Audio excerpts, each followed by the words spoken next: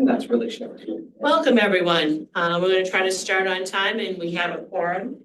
And so we can start. I will share with you that Mary is stuck in traffic and will be here hopefully shortly, but she texted me and said, keep the meeting going forward and she'll catch up when she gets here. So welcome, everyone.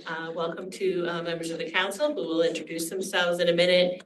And also welcome to any members of the public that are here. For those who are present, there is a photographer here from the Monitor. He's just here to take photos for the Monitor's files. And has promised he will be quiet and discreet. So I just want to welcome him to our meeting and go through that. I will remind people of a couple of things. If you're on Zoom, you have to be visible when we have a vote. Most of you know that. I ask that you limit the chat room as much as possible, only to give us maybe some pieces of information that you can't hear something or whatever. But for the most part, when anything you put in the chat can't be heard, it can't be seen in the when it's recorded. So we want to be able to make sure that the public has full view of everything that we do here with the council. So please limit that. I will share with you that I was absent from the last meeting and actually watched the videos. I think one of the things that we have to be more cautious of is that when we speak, we say who we are. Because really when you're watching, all you see is like mostly that. See that middle slide? It's just like a row. And so you don't really get to see who's saying what. And unless you know intimately people's voices, you don't. So I'm asking that when you're called on to either I will say your name or you say who you are. That way members who are listening in. And also for Betsy, our wonderful secretary, if we're making a motion, we have to make clear who is making that first and second. So she knows that. And those Thank you. Two things that I got out of, well, I got a lot of information, but those were some of the logistics. All right, so we're going to start with introductions. And so I'll start with those on Zoom. Betsy? Okay, I'm Betsy Fitzgerald and I represent the litigating subdivisions. Thank you. Bruce? Good afternoon, Bruce Naughton, person in long-term recovery, person who lives with mental health challenges. I represent folks who are either incarcerated or reentering the community. Thank you. Amber? Hi, my name is Amber Pulsifer. I'm an individual in long-term recovery, and I'm also a clinician at an MAT clinic in Presque Isle. Thank you. Maggie? Hi, I'm Maggie McLaughlin. I'm representing litigating subdivision, Portland, where I'm the head of health and human services. Thank you. I think that's everyone on Zoom. Or is there someone in that corner? No. All right. Thank you. No, Ben's in here. I'm on the screen too. All right. So, Tess. Hi everyone, I'm Tess Parks. I'm a person in recovery and I'm the policy director for Maine Recovery Action Charter. Thank you. Paul. I'm Paul Witzel. I'm an addiction medicine physician working at Spurwink and at the Family Medicine Residency Medical Center tonight, appointed by the Attorney General. My name is Pat Kimball. I'm an appointee by the Attorney General. I am retired and I'm a recovery advocate and I am the current chair for the council. Good afternoon. I'm Mary Coyne. I use she, her pronouns. I'm the executive director. I am Elizabeth Fortier and I am the coordinator for the Maine Recovery Council. I'm Katrina Bonish and I'm with the Attorney General's office. Brendan O'Neill with the Attorney General's office. Good afternoon, Benjamin Mann. I'm the Deputy Commissioner of Finance at the Department of Health and Human Services. I'm an appointee of the Governor. I also serve as the Treasurer of the Maine Recovery Council. Hello. You wait till last and I can introduce you to the group. So, good afternoon. My name is Joe Everett. I'm the President and CEO of the Opportunity Alliance, member of the Council, Chair of the Grants Program Committee. Back to me. Everyone, Chastity Toole. I use she, her pronouns. I'm a harm reduction consultant appointed by Speaker of the House. I had to think about that. and a person with lived experience. Thank you. I think that's everybody. So what I want to share with all of you, I think that you know that Gordon Smith has passed in his resignation with regret, but we know that he's going to move on and he has promised he won't disappear. I will share with you, as well as some of us have shared over the emails, he certainly was a valued member to our team, was certainly someone with great knowledge, and his passion for this field is just inspiring to me. And if Gordon watches this later, Gordon, I hope you know you will be greatly missed. In saying that, Gordon has met with the governor, and the governor has a new appointee. And we welcome you, and we'd like if you'd introduce yourself. My name is Deb Poulin. I am currently the clinical director with the Office of Behavioral Health, and I have a very long history working in behavioral health, nearing over 25 years. That's hard for me to say, but I have done a lot of work in the co-occurring field, as well as with substance use in the forensic population and in many different settings. So very happy to be here and nice to meet all of you if I don't already know you. Welcome, Deb. So Deb is not officially been sworn in. So she can sit at the council meeting today and certainly can join the conversation and be part of the meeting. What she can't do is vote today. So she will not be voting, but she is here and she will hopefully get sworn in soon, and then she will be a full voting member of the council. So I thank you very much. All right. So the first item on the agenda, I'm going to change a little because it has to do with Gordon's resignation. Gordon was also an at-large member of the executive committee. And the at-large members are appointed or asked by the chair, but then voted on by the council. And after some thinking and where the direction we're going in, particularly with all the interviews we're doing, we'll be doing hopefully with executive directors and all of that, I asked Joe Everett, with his background as CEO and his employment background, to be a member of the executive committee and an at-large.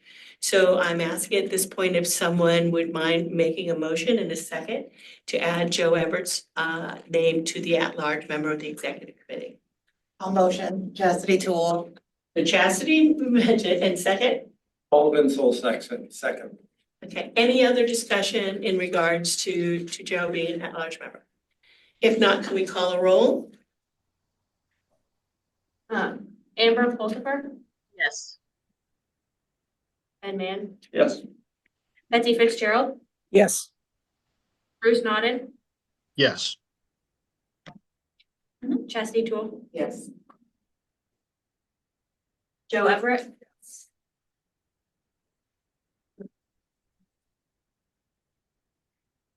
Liz, I'm gonna abstain.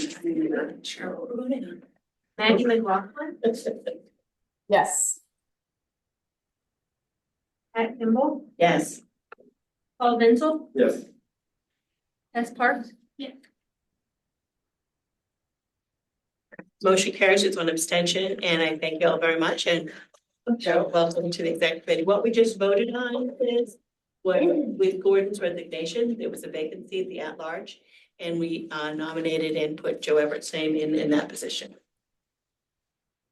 Great, thank you. All right, approval of the minutes. You all should have got the minutes in the packet of March 13th.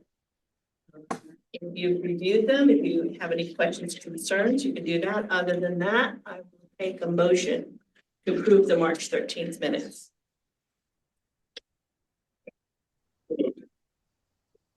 It's been moved by Ben. Do we have a second? Second. And Chastity seconded. Any questions about the March 13th minutes? As usual, nice job, Betsy, and I will call a roll. Amber Pulsifer, Yes. Ed Mann, Yes.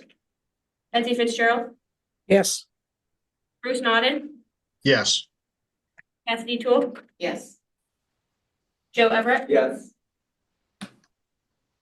Liz Blackwell Moore, Yes. Maggie McLaughlin, Yes. Pat Kimball, Yes. Paul Binzel, Yes. Tess Parks. Yes. Melissa Hackett. Yes. Right, all in favor, motion carries. Thank you very much. As requested by many members who are dying to hear the finance report, we are moving finance from now on to the top of the agenda. So we make sure it always ended up somehow in the agenda, bottom, and it got cut off. So we're putting the treasurer's report, Ben, at front and center. And at this point, I'm going to turn it over to him and Mary, and I believe you all got a great budget in your packet. Well, pressure, Pat. Good afternoon. The Finance Committee met late last month and we spent the majority of our time looking at the budget that we previously approved and some additional perspectives of it with the eye towards I know that there's been a question of how much more money could the council approve this calendar year. So I think in light of that conversation, Pat asked to go through the budget in a little bit more detail today. As a reminder, there are the estimated incoming settlement payments and the actual amounts received on the OAG website on the Maine Recovery Council page. So those are very findable on the OAG website. And we also, I get updated monthly reconciliation statements from the OAG since our account is technically in the Office of the Attorney General. So from a high level, we have $34 million, a little more than that, sitting in our account that has been being drawn down in recent months as we push out payments to providers that we have agreed on. So that's good to see. The last 3 months, I believe, it's come down. So that's sort of where we're at from the current balance of the Maine Recovery Council. And if I can share my screen, I will walk through in a little bit more detail because budgets don't print well. And I can try to walk through what our established budget is and then couple more, just a few more budget views to try to wrap our heads around how much money we have to spend. And Paul Vincel, then I don't see that 34,000 on the budget anywhere. That's not 34 million. 34 million. So the 34 million is the current balance. You won't see the so a budget's sort of just a plan of how we're going to spend our money. That does not align to our original budget exactly. Thank you. You're good to share your screen. I'm ready. Thank you.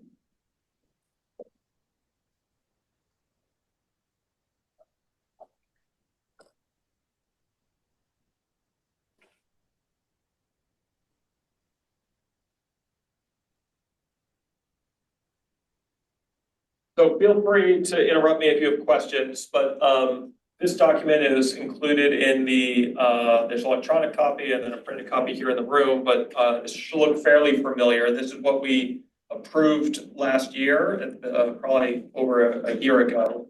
And I'm not gonna actually spend that much time on this, but just for new members' sake, you can see the years are in the columns here and it goes out to year 18. And then the estimated payments that we're receiving from settlements are in row 4, highlighting them here. And then we also have the cumulative total.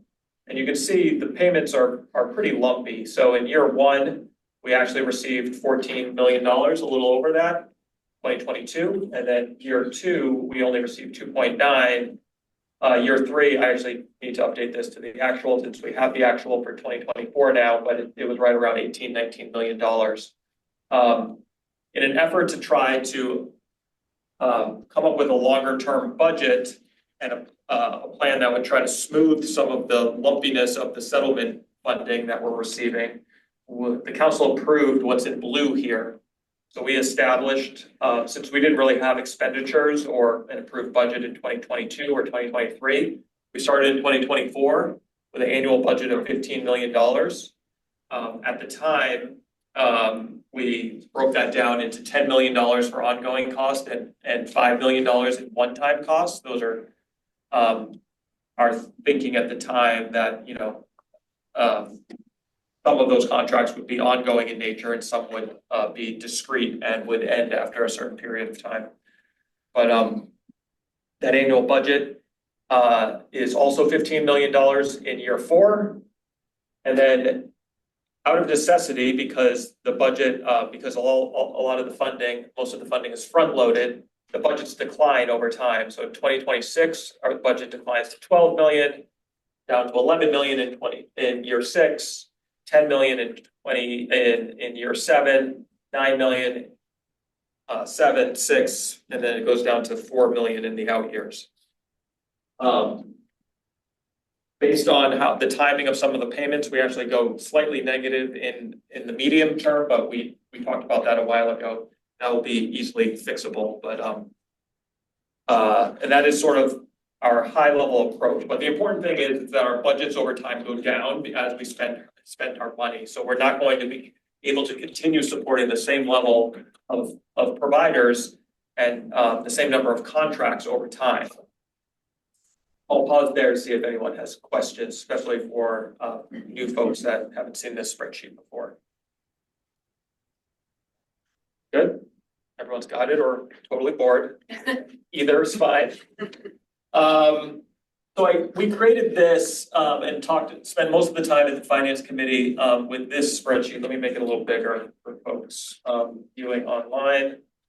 So there's a couple things going on, and we've talked about this, and you've heard me talk about it, but not only are the settlement payments, the revenue for the Maine Recovery Council very much front-loaded, so we have more money in our account, and we need to not spend it all if we want to be able to maintain services over time. We are also, in probably a somewhat expected place that is taking a while to stand up contracts and the sort of infrastructure of the council.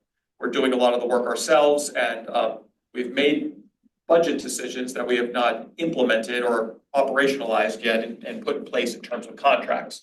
So there's a delay in getting contracts out, which is a delay in getting the funding out. So those are two issues. So we have more money in our account. That $34 million is more than what we had budgeted because we have not pushed out the amount of money that we said we were going to. Even though we have, I'll use the word committed, we've committed the money, but it just is still sitting in our bank account until we have a legal agreement with all the providers that we can actually start expending against. So try to help think through this. I have 3 different presentations here, and I'll just go through 2 of them pretty quickly and focus on the third one for a little bit more time. I called this first view, I divided this up into 3 different views. Council decisions / budgeted. This is like the decisions we've made. The second one is called obligated or encumbered. This is how most budgets are structured. When you enter into a contract, you book that amount and then you pay against it over time. But the costs show up in the year that you obligate or encumber the contract. And then actual expenditures. These will be the slowest part because you obviously need to set up, you need to make the decision, you need to encumber the contract, and then the vendor needs to deliver the service or actually, or if we're paying upfront or on a quarterly basis, the funding will be pushed out over time. So you can see, just to orient you a little bit more, you can see we decided and budgeted $9 million in December of 2023 for that first category of funding that we decided, which was actually a fairly sizable amount.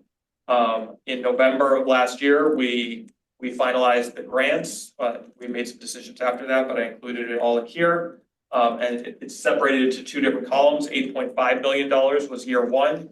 $6.5 million was year 2. We also have the placeholder for $4 million for prevention. We decided that in 2024. We have a school set aside requirement that we have not, that we're gonna dig into more, I think, in the coming council meetings, but wanted to represent that as a cost or something that we need to build into our budgets. And then also a line item for admin or expenditures for resources for the council. You can see those, just to talk you through that line, we spent $21,000 in 2023, $137,000 in 2024. The placeholder for 2025 is literally just 15% of total revenues coming into the council as a placeholder, because we will need to hire and get more capacity here, probably through a vendor, but also we're hiring more staff, and it might be a slightly high estimate, but 15% is fairly standard benchmark for admin costs for organizations. So that's sort of the decision piece there. If I scroll down here, you can see the actuals or the expenditures is much less. You can see, we had a budget in 2024 of $15 million, which is where my cursor is here, and we spent $395,000 in 2024.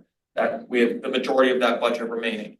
And this is all calendar years. We are in 2025 right now, and that funding has picked up, but we are still, like I said, still working on obligating contracts and pushing out money. But I think the most helpful view here is this obligated or encumbered view, which is, when we actually have contracts in place, and it's the same categories on the far left-hand column here. The December 2023 allocation, the grant round from last year, prevention, the school set aside, and admin. So you can see, if you look where my cursor is again, in 2024, again, we underspent our $15 million budget significantly. We have 14 million and change left over.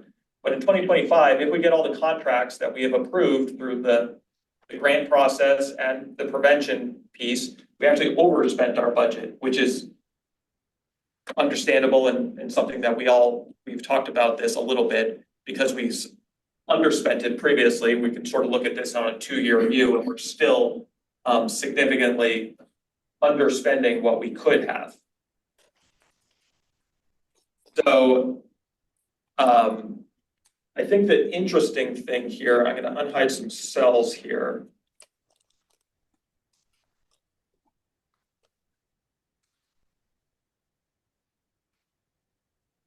So just going into the out years a little bit more, you can see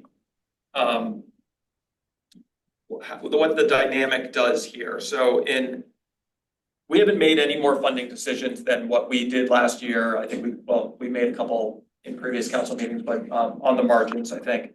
I just carried through for 2026 the year 2 funding. So you can see in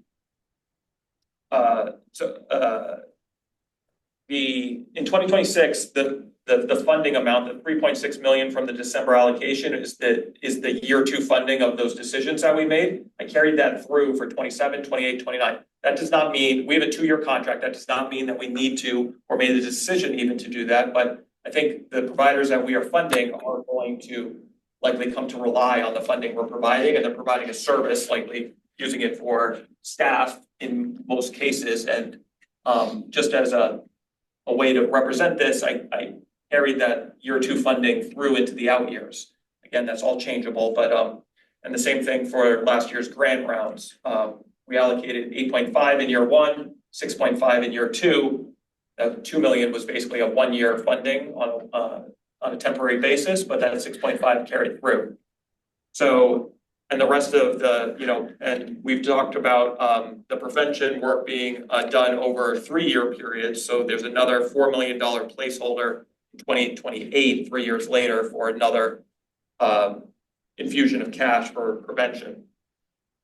The school set aside amounts and the admin are just the same for every year. But you can see the bottom line here with our declining budgets in row 2022. We are, overspent without making any more funding choices just to support the funding that we have already provided. we're in a deficit position for 27, 28, 29. And I just did this through 2030. We would have overspent the budgets that we had by not making any more funding decisions by 2030 by $1.5 million if we want to continue providing the services that we've provided, and they might be coming to rely on us for that. That's a lot of information, a lot of numbers, but I think that's a long way of saying we have underspent some of our budget in the near term. I do think there is some room if we want to spend money in the near term. It is just going to prevent us from spending money in the coming years. But I think something in the range of up to $5, maybe $7 million. But we're going to have to reduce our out-year budgets, and we will not be able to continue to support providers that currently have a contract. Most of those contracts, again, are for staffing, I think. So they would have to either find a different funding source if we stop supporting them, or I just reduce the service levels that they're providing. So I think I'm generally comfortable with where we are. I think we're operationalizing things and getting contracts stood up and things like that. And I think it's just hard to sort of balance the balance that we currently have in our account versus the implications it will have if we spend that down for the out years. We can certainly spend all $34 million tomorrow if we want, but we decided as a council in the first session that we wanted to make sure that this funding was sustainable and persistent over time and able to make lasting changes. And I think the best way to do that is preserve the funding to some respect. Paul? So if I'm hearing you right, if we approved last December Joe Smith's Recovery Center, and we approved them for 2-year funding at $1 million a year, what you're doing with these numbers is carrying out that, saying they're going to be relying on our funding, so we're going to assume that we're going to be continuing to fund them for $1 million throughout the course of the settlement funds. Exactly. And actually, I mean, and we have no legal obligation or no, and we any kind of obligation. We sign 2-year contracts, right? And you could also look at it as, even if we just wanted to, if we were continuing to support Joe Smith or someone or another provider at that same level, it doesn't matter if it was Joe Smith or someone else, just to maintain that level of funding, we're going to, one of the things I realized doing this out, I was like, 2030 sounds like a long time ago, a long time from now, but it sounds less than 5 years from now. I was like, oh, I'm older than I think I am, but it is, but that dynamic is whether it's Joe Smith or someone else, I think, that same level of funding, yeah, going forward. I will note that on the grant applications, one of the things we asked for was, how are you going to become more sufficient, so that you won't require grant funding from the MRC for the rest of the, beyond this. Now, I'm no one can ever foresee what the political future for funding is going to be. So I think some of that they might not have understood what was going to be happening in the future. I think most of them probably do, not maybe new grantees, but I think most of the people understand that. I mean, we asked for 2 years, and the way I see it, and people certainly can have a conversation, is that the council has a decision to make. And so we need to look at how we awarded things and whether that will be continued, or in 2 years from now, what will we do? Will we just continue on with the grants, or will we put that out to bid? That's a decision that we have to make. But I think anyone that applied knows that they applied for 2 years. There was no promise to continue, although there are some that we probably will, and there's some that may be one-time grant and it will move on. And again, in 2 years, we don't know where we'll be financially, and how programs will be supported. And so, it's the council will have to look at that. So Ben, this is great, thank you. I do caution us, even people receiving funding today, seeing this as we're meeting, will automatically think that they're getting the funding. So I just want to say that is not what I don't think council members voted that way.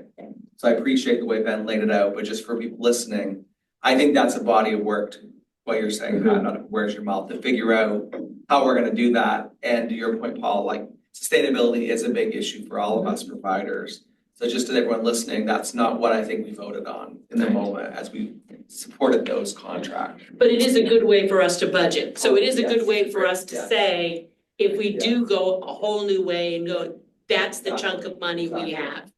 And so that's helpful in budgeting, but thank you, Joe, for putting that out as people listen in. There's no guarantees. This was a 2-year agreement. And this council has some decisions to make.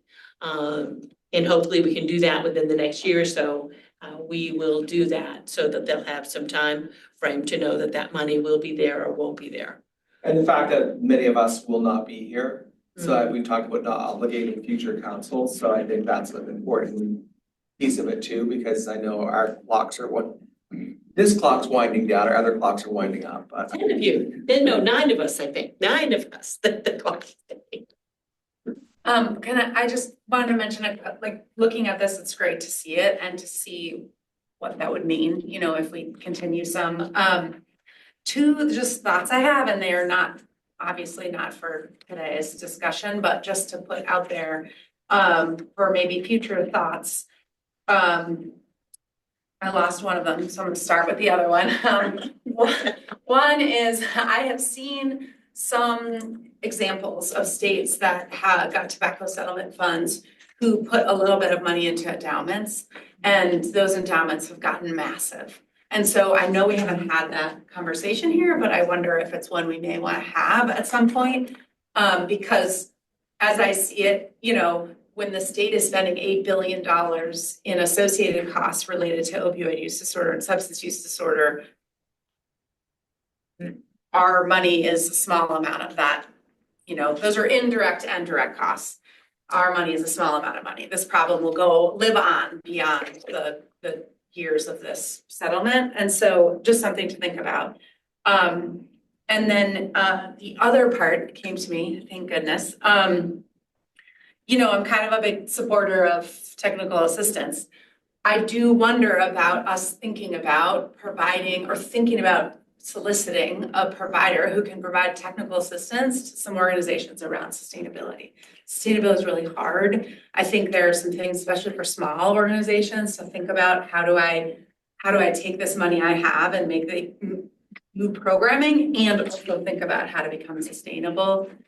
I think there's options for us in the future to, if we decide we don't want to add any ongoing funding, to provide grants that are called capacity building grants, where it's very clearly, it's about building your capacity. It's not about providing a service. It's about building capacity to provide services or to do something. So just a couple thoughts, totally not for today, but this just made me think of all of that. And it's really, really helpful to see. So I have a question to Ben, because I love the idea of the endowment piece. Can we do that? What do you mean by endowment? Just like endowment to me, like a school endowment is basically just another way of saying restricted funds with like donor restrictions. We're generating interest in the portfolio of the funding that we have already, but what do you mean by endowment? Well, I think I meant, and maybe it's because the tobacco settlement funds weren't so specific to abatement. You can use them in your general fund. You can do anything with them. I think I meant set aside some money in higher growth areas so that money then could be not just savings, but in higher growth. But maybe that's not possible because it's not technically for abatement until it gets used for abatement. Yeah. At the very beginning, it was in 2020, I think Courtney asked about that particular topic a couple of years ago, about seeing if we can't diversify our investments to see if we can have higher yield things going on. And I got this is your only option from the controller's office. Okay. But we can try again potentially. Yeah. Thanks. Thank you. A couple of years ago, I went to the conference in Boston. Gordon was there too, where different states talked about how they're using it. I believe it was Alaska. And Mary, I don't know if you know this, but that they were putting all of their settlement funds in an account and they were just using the interest. Which I thought was really interesting. And I thought, Well, maybe not in today's market, but it may have made sense 2 years ago. So just today. to build on what Liz is saying around sort of state funding, this is why Deb's arrival is so amazing in Bend. You know, and I think back to the launch of behavioral health homes, we have had a big part of like capacity building. Yeah. And a lot of agencies got it, the framework was adopted kind of by the department. So I think as having Deb and Ben here to sort of let us know what's happening at the department so that we can do that. So that was a really great project that's still like going strong, the care coordination, because we had private money to sort of get it going and capacity build, then it got carried on by the department and Maine Care. So I think having that intel will be really helpful because for many years in my job, sustainability is impossible. Like it is so hard and it's so depressing when you have this great thing going and then there's no funding. Correct. So I think the more we can be in alignment would be beneficial to the recipients and the grantees. And you always have to do something new for more money instead of just sustain. Exactly. Any other questions? Any questions on the Zoom? For Ben? I'll just close by saying I know we need some more regular, a regular cadence of financial reporting. Hopeful that we will be able to hire some support to do that as well, but I know that request has been made so that, you know, for every council meeting you have, or, you know, every quarter or every council meeting, we can see what the balances are, create a dashboard, and that is being thought about, and we just need to operationalize. Thank you very much. All right, thank you. All right, governance. Paul. All right, well, we held our governance committee meeting March 28th by Zoom. We had planned to discuss the executive director job description. However, we all felt that before we could go there, we needed to discuss options for the MRC grant process going forward. And we thought that there were three options. One is to continue as the current procedure where we do a lot of the work and we have a coordinator and an executive director and assistants from the AG's office. And number two was to partner with another organization that has experience with the grant and contracting process and allow them to do more of the work with us just providing oversight. And we felt that the executive director job description might depend on which option we chose. We also looked at option 3, which is looking to the MRC becoming independent from the state government, which a lot of us felt would be a good idea. However, it would take a long time and a lot of work to do. So we focused on discussion on option 1. And we knew that this would be discussed further in the grant and program committee meeting. So the pros for option 1, and this would be to continue with our current procedure. The pros is this would retain most of the control of the grant process within the MRC, and we could have more control and more decision making. The cons is if we continue with this work in-house, it would require an entire team dedicated to program management, including decisions of grant funding, contract monitoring, and evaluation.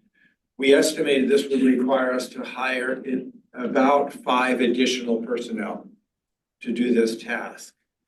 And the MRC would then determine what's the need of the extent of monitoring and evaluation.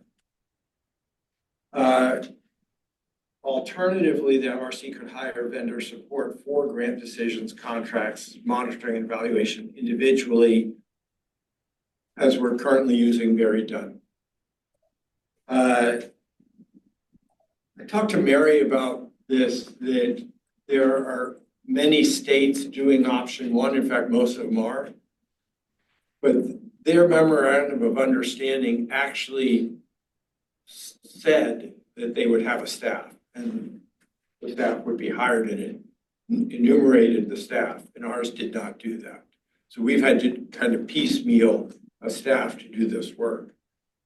So we then talked about option number 2, and that's to partner with another organization with experience in grant and contract process. The pros this would decrease the need for additional staff at MRC and would allow us to more easily get more experience in the process. So there's organizations that have a lot of experience in doing grants and contracts, and as well as monitoring and evaluation. And while some of us as individuals have some experience in parts of that, we don't, we as individuals can't do all the work because we all work full-time somewhere else in this volunteer position. The cons of partnering with another organization, it would require RFP and determine the best organization to contract with, would require additional money for the organization to hire staff to do the work, and it would decrease the control of MRC in the grant distribution process. Mary is not aware of other states using option 2, but as I noted, their memorandum of understanding is a lot different than ours is. Most of the committee members were ambivalent between these 2 options. I voiced that I was not ambivalent at all, that I felt option 2 was by far the best option. Because to force the executive director or whatever staff we have, I can guarantee we're not going to be able to find 5 good staff members to do this work when we can only offer them, salary. We can't even offer them any benefit. People aren't going to want to take a year off out of their life if they've got a good job doing this type of work to come and work for us and then not have a job in the year. So I'm very adamant that I think we should use option 2, but I'm just one person. We did not further discuss the executive director job description. Except to note that it would depend on what we decide to do. Then Gordon Smith announced that he was going to be resigning. We talked about items for further discussion, and in our next governance committee, we're going to talk about the Freedom of Access Act and our MRC bylaws, because there is some contradiction between the 2. And I think there's some bylaws changes we may need to make. That will make us more efficient if we go strictly by the FOAA. And so I want to, at some point in the governance committee, bring up meeting efficiency and how we as a council can be more efficient in our meetings and get more done, because we're going to need to get more done with less time. But we also, I think that meeting efficiency won't occur at the next meeting. We'll talk about policy regarding the request for MRC members talking to the press. I think we've all had that before. And I think just having some guidance as a council of how we would like to handle that would be helpful, as well as guidance for members testifying to legislation. I think both of those will can be relatively quick. So that's it. Our next meeting is April 30th. Is that correct? Yep. It's between 11 and 12. Yeah, we moved it up. Yeah. April 25th. April 25th. April 25th. Okay. Yes. 2 weeks from tomorrow. Is it 11? Do we move it to 11 or is it at 12? We moved it to 11. Okay. We'll update. And that's so that Ben, Brendan can attend. However, he won't be able to attend that one. Correct. But going forward, he will. I still think we should have a meeting because I think we can get a lot done. We just won't vote on anything. We'll just discuss it. We'll make all these decisions and then send them to you. Make a legal brief. So I really aligned with you on option 2. And I've said this before, I liken the council to my board. And organizations like mine operate with good staff. They do the work and the board chair, the board chair, the committee chair shows up. I think here, the contracting piece is tough. I work 90 hours a week as a salaried employee. That's not how contract people work. So I think outsourcing it, having a blend, having some staff and then outsourcing it, just my opinion, in alignment with yours, I think can maximize. I also think we talked a little about this in our program and grants committee. You read I'll use you as an example. You scored the Recovery High School proposal. I didn't see it. So you were very enthusiastic. I in concept was, but I didn't see it. So I think it creates sort of like inconsistency when Deb reviews 5 and I review 5 and we don't, and then we have to talk about them and we get them, but like you had your hands, you were very excited about it. I remember you were studying maybe in that area, but so I just think it's hard and I think we need to be more consistent. I also love the idea of sort of anything we can do to improve how we function as chairs and members. But I think option 2 is also I strongly align with you on that.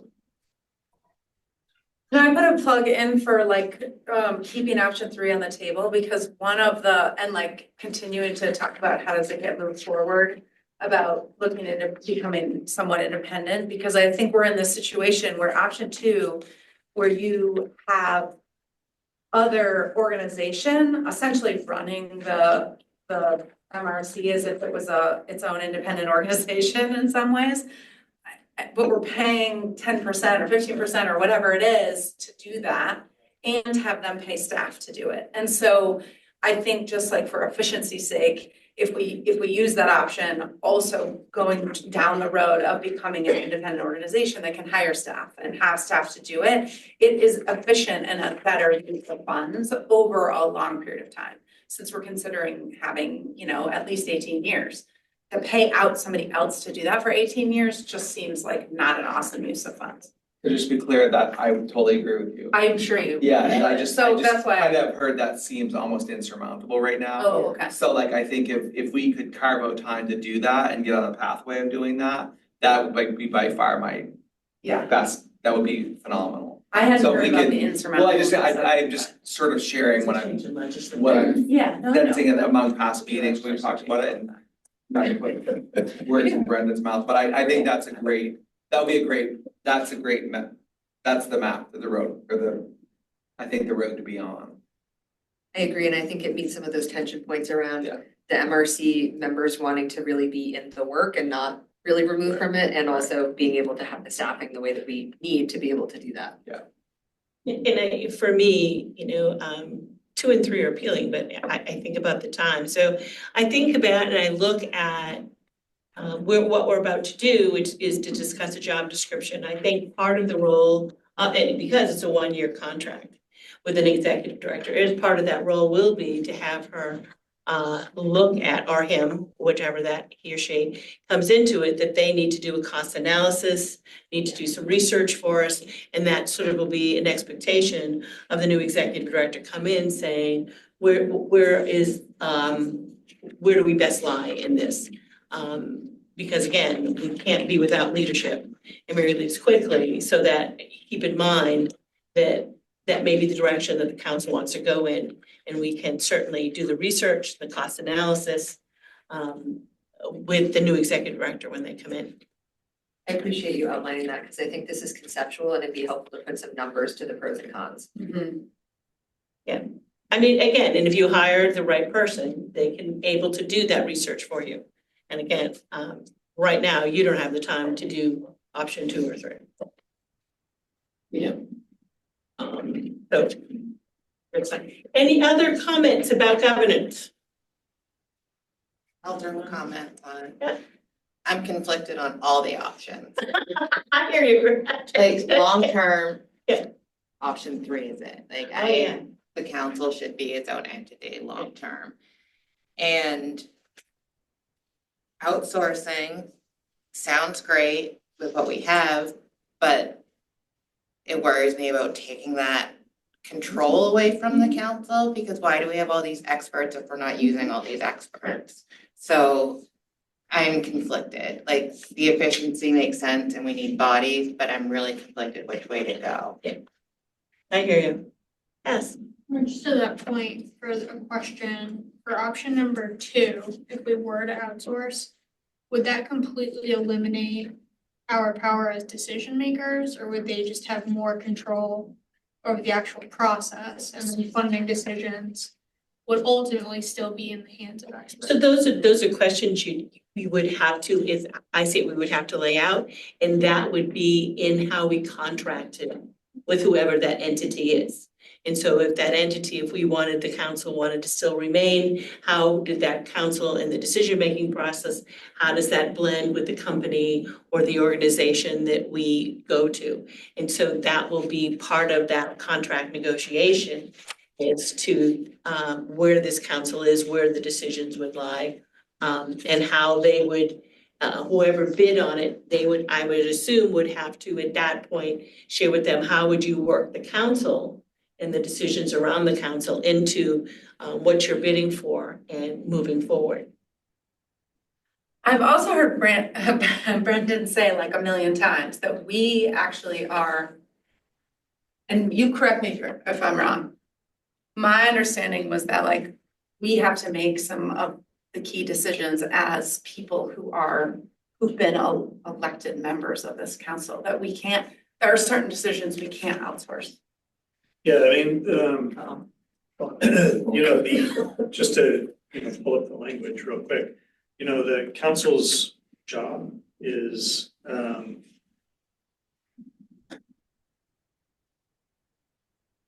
just find it, to direct the disbursement of recovery funds for recovery purposes on a statewide basis for the uses allowed by the MOU. So, to direct the disbursement, I mean, that's a pretty hands-on, the way I read that role, rather than just, sort of consulting through, the filter of another organization's staff. It's not, I don't mean to suggest you couldn't do something with another organization's staff, but I do think if you're suggesting that the council's work would need to be very literally directive, yes. Right, and so I guess to that end, like, there's a protection within that on option 2 being way more not about making decisions per se, but about fulfilling what we say we want to happen, right? And I mean, I think there's gonna be a ton of evaluation and collecting information, like who's gonna do all that? And like, who's gonna be able to come to us and say, actually, hey, you gave 2 years of funding to this organization, here were the outcomes. Looks like they did a pretty great job and they're doing and then it helps us make a decision as to, do we wanna keep funding that? Do we wanna change funding? Right now, we are not gonna have, it does not feel like we're gonna have that ability to even ask those questions. So we wanna be able to ask those questions of staff and then be able to make really good decisions more quickly than we can right now. Because we just don't, you are doing amazing work and it's just not enough people, like person power. So I was not I had to miss the last governance committee, and I guess I would maybe assume too much, but I think that we would still have staff. But Paul, when you said 3 or 4 people, I think there's a role for an outsourced group to do X, Y, and Z while we still have staff. Yeah. So I think it's just capacity. I don't want to words your mouth, Paul, but we need more capacity. We need more capacity, and I think we have limits. Realistically, if we want people who are really experienced and really good at grant making process, writing contracts, things like that, I think we're gonna have a hard time getting people on a one-year contract. I mean, we have struck some gold over with the 2 contracts we've got with Mary and Elizabeth. But I don't think we're gonna get that lucky with 5 more contracts. And we're gonna be offering more money. Someone who makes that much money is gonna want more than we can give them, not like benefits, want job security. We're not gonna be able to offer them that. I mean, I think the common thread is that we're all recognizing we need more capacity to do the work, and whether that is here at the council or contracted with an outside entity. And I think the important part will be negotiating that. What is the council still gonna direct and give? Where are we gonna get support to help us, to help inform what we're making decisions around? Quickly, that in working with Barry Dunn so far on the contracts, we're still kind of getting our footing on what the process looks like, but it has been successful so far. And I've very much appreciated their support and being able to ask them about certain contract language changes or best practices when it comes to sort of risk assessments and those sort of things. And it's worked really well, I think, in conjunction with our current capacity. And so I just want to note that with a very specific and streamlined sort of scope of service and what we're asking them to do, so far it's been successful and has helped my workload a great amount. And also my confidence in moving forward with these contracts. Okay, I'm gonna take one more question, then we're gonna move to grants. Is that Maggie's got your hand up? Yes. Yeah, I just wanted to add in, echoing some of what's been said, I think the added value, I do think we could retain a really large amount of control, depending on how we structure that. And I do think Paul's right. It'll be hard to attract a full team with 1 year. I think the time's the bigger barrier, the limitation of 1 year contracts. But I do think this is such an interesting challenge. It will attract someone that may have the experience that we're looking for, also considering the environment that we're in right now and who's available and things like that. But I think it may be worth considering the added value of this blended model of outsourcing a little bit while we build up to that capacity, particularly while they're on the monitoring and evaluation side. And by going with an organization that does this more often, we tap into that kind of organizational strength and knowledge of how to do this effectively, not just the powerhouse of the one individual or the 2 individuals that they may be using to support the whatever contract that we give them. So it is a skill that's learned over time, and I don't think it's worth, I think we need to value the organizational knowledge that comes with understanding how to do ongoing monitoring and evaluation in an effective way with especially local partners. So I'm personally think this kind of blended model, which gets us some outside help for an interim process while we work towards a more robust in-house team, would be appropriate. Thank you, Maggie. All right, thank you. Great input, and which will slide into Paul. Thank you for the governance report. We'll go to programs and grants, which the first thing is the ED job description. So Thanks. Got a couple things Pat before, and then we can end with that one. Sure. So we've had a couple meetings since we were together, I believe. So in those conversations, Mary's contracts, so good job, it's grueling, but we're getting there. We also had painful. We also had a good conversation about future grant funding opportunities. And we had a bit of a conversation about school set aside dollars, and I think at some point, Madam Chair, we're gonna talk about that here, so we kind of tabled that. Yeah. We also kind of talked about, we did talk about kind of strategic planning, and maybe in the fall when the contracts are behind us and Mary, when we have a new Mary, there'll never be a new Mary, but the next person, and just thinking, thank you, Ben, thinking with the finance committee around the money, but we did that sort of all in the spirit of strategic planning would probably serve the council best. And then we've spent 2 meetings talking about the job description. And I think we've arrived. Thank you so much, Maggie. You rock. Maggie really helped with that. And Mary, do you want to talk about it? Yes, so you'll have a final draft of what that job description looks like. It's fairly similar to what we started with, again, with input from the committee, and also Maggie provided some really helpful insight and some key changes. One of the big focuses of this job description, as we've been talking about, is really around program and operations development, making sure somebody knows that they're stepping into this position really to help us operationalize what we do and to have prior experience doing that and, kind of working with a startup-like organization to help them establish processes and procedures so that they can effectively do their work. So we have a few, again, kind of skills, experiences, job descriptions under that category, and then also grant administration and management being another key piece of this work.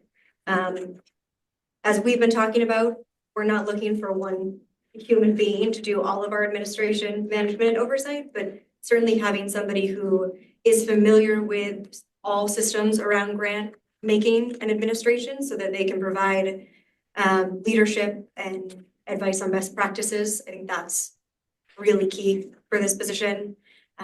Again, knowing that they will have support in conducting this work, but being able to provide that leadership, especially if we're working with an outside organization, being able to liaise with the council and a vendor is paramount. We've also included strategy and communications at the top. Again, part of the role, not the primary focus, but in conjunction with the chair, really serving as the primary point of communication for the council, especially when it comes to external stakeholders, the media. And a lot of this work is really around, communicating with providers, with grantees, with members of the public who are interested in doing our work, and making sure we have someone who will be strong in that role is also very important. We've included in the skills and qualifications section a bachelor's degree or equivalent experience. We also have a handful of other skills around stakeholder management, prior experience working with government bodies we mentioned was something that would be a preferred skill here. A lot of the other skills here I would say are pretty standard to most ED or nonprofit leadership positions. We also, as you'll see at the end here, do say that prior experience working in a relevant field is something that's preferred, and that preference may be given to people with lived or living experience of substance misuse. Another piece that we talked about is ensuring we include compensation in the job description. That was feedback we received after the committee's discussion. And we spoke about a salary range of up to 110 an hour. Again, recognizing this is a contracted position. There's no benefits. There's no time off. You pay for everything out of pocket, and taxes are brutal. So all of that, taking into account with that 110 an hour, which is double what we are paying right now. All right, TurboTax is great. You can apply for the job. Questions about the job description and one more thing that I want to note, I have been working with the AG's office, as we always do, around our processes, and I do know that for us to have a start date of July 1 for a new ED, we have to have a contract to the AG's finance team by May 23rd at the very latest. If it's any later than that, we are looking at potentially a September start date. We did tomorrow or Monday. which is why we have to hash this job description out at this meeting and be able to see if we can get one approved. That way we can start the process of advertising for the position. So this is your opportunity. I just need to make one typo. On the last line, it says substance misuse. It just should say use. That's usually Cassie's job. I just underlined it. Oh, It can be all of our jobs. Call that Yeah, out. but she's so good at it. I usually miss things. That one I somehow would straight out. Questions about the job description? Yeah, I've got one. Mary, I think I heard you say that you needed to have a contract by May 23rd in order for a start date of July 1? Yes. Yeah. Okay, thanks. Big tick. I really feel like we've hashed this a lot, like a lot of members of committees and like, so probably every person has done their share. So I think it looks fantastic. Okay. Well, there's maybe Well, one then person I for think whom this is if the you- first time. If you think it looks fantastic, I'm looking for a motion. Liz moved, Paul seconded. Any further discussion on this job description? If not, could you call a roll, please? Oh, wait, Maggie. No, Maggie? Okay, one question, Maggie. She couldn't resist. Don't actually say on this job description if it's remote or flexible. And I think in this hiring environment, that'll be super clear. Did I miss that? No, Oh. you didn't. That, we didn't include it in the job description because we included it in the job posting description last time. But that will be included, yes. That is a fully remote position. Is it fully remote would mean like they could be in California? Can we clarify that they need to be able to come in person to MRC meetings? I would call it hybrid. Mary, you're kind of hybrid, like you come to With meetings. occasional travel. I would Yeah. probably struggle with someone coming from California. Yeah. I mean, you certainly want them present for your meeting. I think calling it hybrid And, achieves that. and you also want them to interact with the Attorney General's office, with the staff there, and yeah, I would struggle with Hybrid. that. Hybrid. Yeah, hybrid, okay. Hybrid. That's, Good catch, Maggie. thank you. We won't throw anything at you. If with those changes, can we call a roll? Amber Pulsifer, Yes. Ed Mann, Yes. Betsy Fitzgerald, Yes, Bruce Naughton, Yes. Cassidy Toole, Abstain. Joe Everett, Yes. Liz Blackamore. Yes. Maggie McLaughlin, Yes. Melissa Hackett, Yes. Pat Kimball. Yes. Paul Vinsel, Yes. Tess Parks. Yes. Right, all in favor with one abstention. Thank you very much. There is one other piece of business with the executive director position, is that we need a couple motions in regarding to get the process started. And with the last round of interviews, we need a motion to get the executive committee moving and also with executive session. So in your packet, you should have seen a roll call, looks like this. That's dated January 1, 2025. You will see two motions on there. And one is, I move that the council delegate to the executive committee established and governed by section 6.3 of the council's bylaws. The task of reviewing and considering all applications received for the council will be for the council's executive director contract opportunity, which will be posted to the council's website.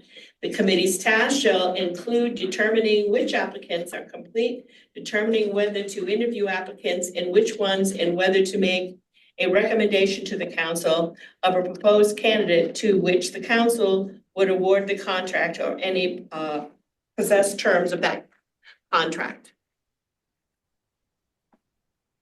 We do not have that done. That was just sent to you for the motion. Oh, they sent it to me. It's just, it's just the standard language. It's a private document. No. Okay, so that is the motion, other than that you made when you hired the coordinator, except we're adding an executive director. And basically what it does is it gives the executive committee the ability to interview and hire, or not hire, interview and make a recommendation to the full board. And so I need someone to make that motion. Paul makes that motion that I just read. Do we hear a second? And we have Melissa seconded it. Any conversations around that? Can we vote on both of them? Oh, no, we have to separately. Can you call the roll, please, Elizabeth? Amber Pulsifer? Yes. Ken Man, Yes. Betsy Fitzgerald, Yes. Nodden, Yes. Kathy Tool, Yes. Joe Everett, Liz Wetmore, Yes. Maggie McLaughlin, Yes.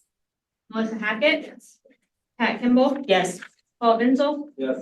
Tess Parks. Yes.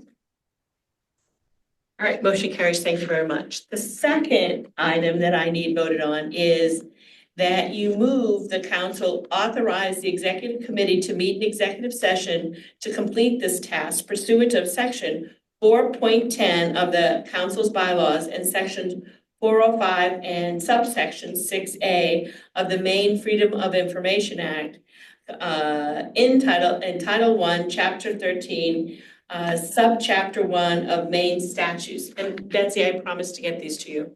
That's good, because I can't write that fast. So that is basically so that the executive committee has permission to go into executive session to discuss the personnel matters of interviewing, reviewing applicants, interviewing, and making decision as the recommendation. Do I hear a motion? Yes. Oh, Betsy and Joe. If there's no further discussion, can you call a roll? Amber Pulsifer, Yes. Ken Man, Yes. Betsy Fitzgerald, Yes. Nodden, Yes. Cassidy Tool, Yes. Joe Everett, Yes. Liz Wetmore, Yes. Maggie McLaughlin, Yes. Melissa Hackett, Yes. Pat Kimball, yes, Paul Vinzel, Yes. Tess Park. Yes.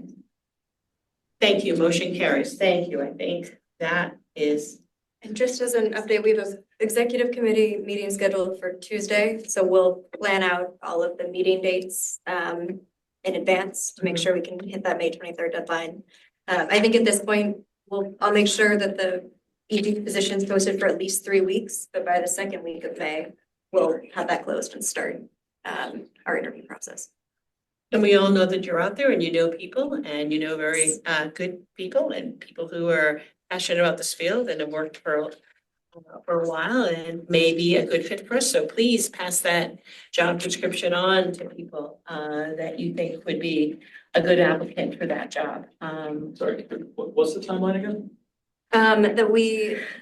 To ensure that we have the contract by May 23rd, I'll have the position open through May 2nd, and then we'll start interviews probably by the 7th or 8th of May, which is the second week. Second round interviews the week of the 12th, and that way we can finalize a contract and make an offer by the 23rd. Okay, so here's, What we just voted on, the executive committee will just make the decision on who to hire for the. No, no, they can't. we decide who to recommend to the council. Oh, right. So we're either gonna have to have a special session of the board, which we can do via Zoom to discuss only the executive director hire. I think that because your meeting in May is May 8th, and I don't think that's gonna happen. The So program and grants, May 20th. Yeah, so that may be, we may be able to do that. We'll look at that at the executive committee meeting and do that, because the executive committee can only make a recommendation, it has to be a full vote of the council. We also move the May meeting to the 15th. Now you're gonna mess up the calendar. You could move it. We Just could offering just- suggestions. When do you need it by, Mary, done? I need a contract signed by Pat and by the new ED by the 23rd of May. The 20th, too late. Yeah. I mean, yeah, the week of the 12th. Because what we did in the past, or at least with Elizabeth, is we reached out in advance of making the recommendation public. So we had a sense of whether or not she was accepting the position. So it is more of a formality, I guess, but. So why don't we, at the executive committee, sort of hash out dates and then poll the council whether we'll move the council meeting or do an extra Zoom to do that. So I think we need to post the position for a shorter period of time, probably. My only caution with moving the meeting is I cannot guarantee that we will have this room. Yeah. Yeah. But to your point, no, sorry. Okay, so we'll discuss those dates and get them to everybody and to the public as soon as we can. But let's get that posted. Maggie is. Oh, Maggie, is your hand up? Sorry. I was just, I think I heard some about posting for a shorter period. I was just thinking and I know we're against impossible situations, but I think we want to aim for long-term getting the right fit here. And so I would be hesitant to post for less than 3 weeks, just to make sure we've got the range of people looking at it that we want for the long-term fit. I sort of agree. I think, I don't know. Can I just ask, is only because I was sort of paying half attention, and I apologize. What? Is the challenge, it sounds like there will be at least 2 executive committee meetings, right? At least. To review this and then make a recommendation to the full council, and the full council votes to offer the position. Probably at least 3. Because we're meeting, when is it, next week? We're meeting next week to plan. And then we'd have to meet once the applications came in to discuss who we would interview. And then we would hold interviews, and after the interviews, we'd have a discussion. So my guess is you got at least 3 meetings. Unless. Of the executive committee. Of the executive committee. It sounded like there was a hurdle about then adding on to that the full council meeting, voting. And I'm assuming the full council wants a role in this decision. I raise that only because it is possible, the bylaws for the council at this point, to delegate the decision to hire to the executive committee, at which point, you can, move forward with signing a contract. The bylaws do permit that for the executive committee. I would suggest you want a motion, you want that a clear delegation of that. But my assumption is that the full council probably wants to play a role in such an important position. I would think, ideally for me, it would be a full council decision who they hire. I mean, it's the pleasure of the council, and certainly I'm one vote, but it just seemed, the logical step to do is, let the executive committee review it, make a recommendation, and bring it to the full council. And let me just continue, is the risk that if it's not done by May, whatever, that there's a period of time when there wouldn't be an executive director, and how long is that period? We don't have it by the 23rd. We're looking at a September 1 start date or later. And starting July 1, I'm part-time. So my classes will have started. Right, so it's sort of a 2-month, the risk is sort of a 2-ish month gap. And it loses the overlap. Yes, and yes, Being with Mary. right, so the executive. It risks no overlap. But I would be gone. I would be not here. I will be in DC and far away. I also don't I don't work for the OAG, obviously, I work for a different department, but I don't fully understand. The May 23rd seems like a nice to have date, and I don't understand the blackout period between July 1 and September 1. There's sort of 2 issues there. There's a blackout period that, as I understand it, to get any contracts encumbered this fiscal year, there's some gaps deadline that is against. And then for any contracts beginning after the beginning of the fiscal year, our office has a staffing issue in terms of already planned for leave that we would be dealing with. And I'm sure conversations have gone on about that second sort of half of the blackout period in terms of alternatives for our staffing issues. But that's my understanding. So is there any hope that we could ask that we could get that extended a little bit The only hope would be on the second blackout period. The first blackout period, we don't have any control of. So how do we back this up I to was- get I was by gonna May say- 23rd? Like, how do we do that?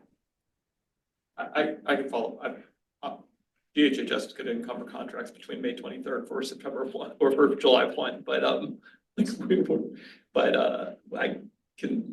I will follow up on that date. So I think for this, I think what we'll do is we'll pursue, and maybe Ben can help us pursue a little bit of pushing that date out. In the meantime, we'll proceed with the executive committee getting some dates, getting that out. We'll leave the 3-week in there for the applicant. And Maggie pointed out a point. I don't know what we'll do if we get applicants that none of them really are suited for us, because I'm not a believer in hiring just for anybody, because that's the best person that that applied. So I think we'll cross that bridge when we get there, and hopefully we get good candidates and we don't have that issue. But again, we have to be prepared. If that happens, it happens. But I think for right now, we will explore the fact of possibly moving the date back. But the executive committee will get together and put some dates together, so we can maybe rush it through. But be prepared that what we might have to do is call a separate meeting, and we'll look at a date to have a Zoom meeting to discuss the hire in order to get that contract signed within the timeframe.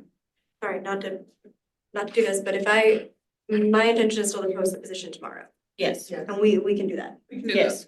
We need am I still targeting the May or the April? May 2nd. May 2nd is 3 weeks. Yeah, Because we could always push the date back, yeah, right? we're gonna go with that, yeah.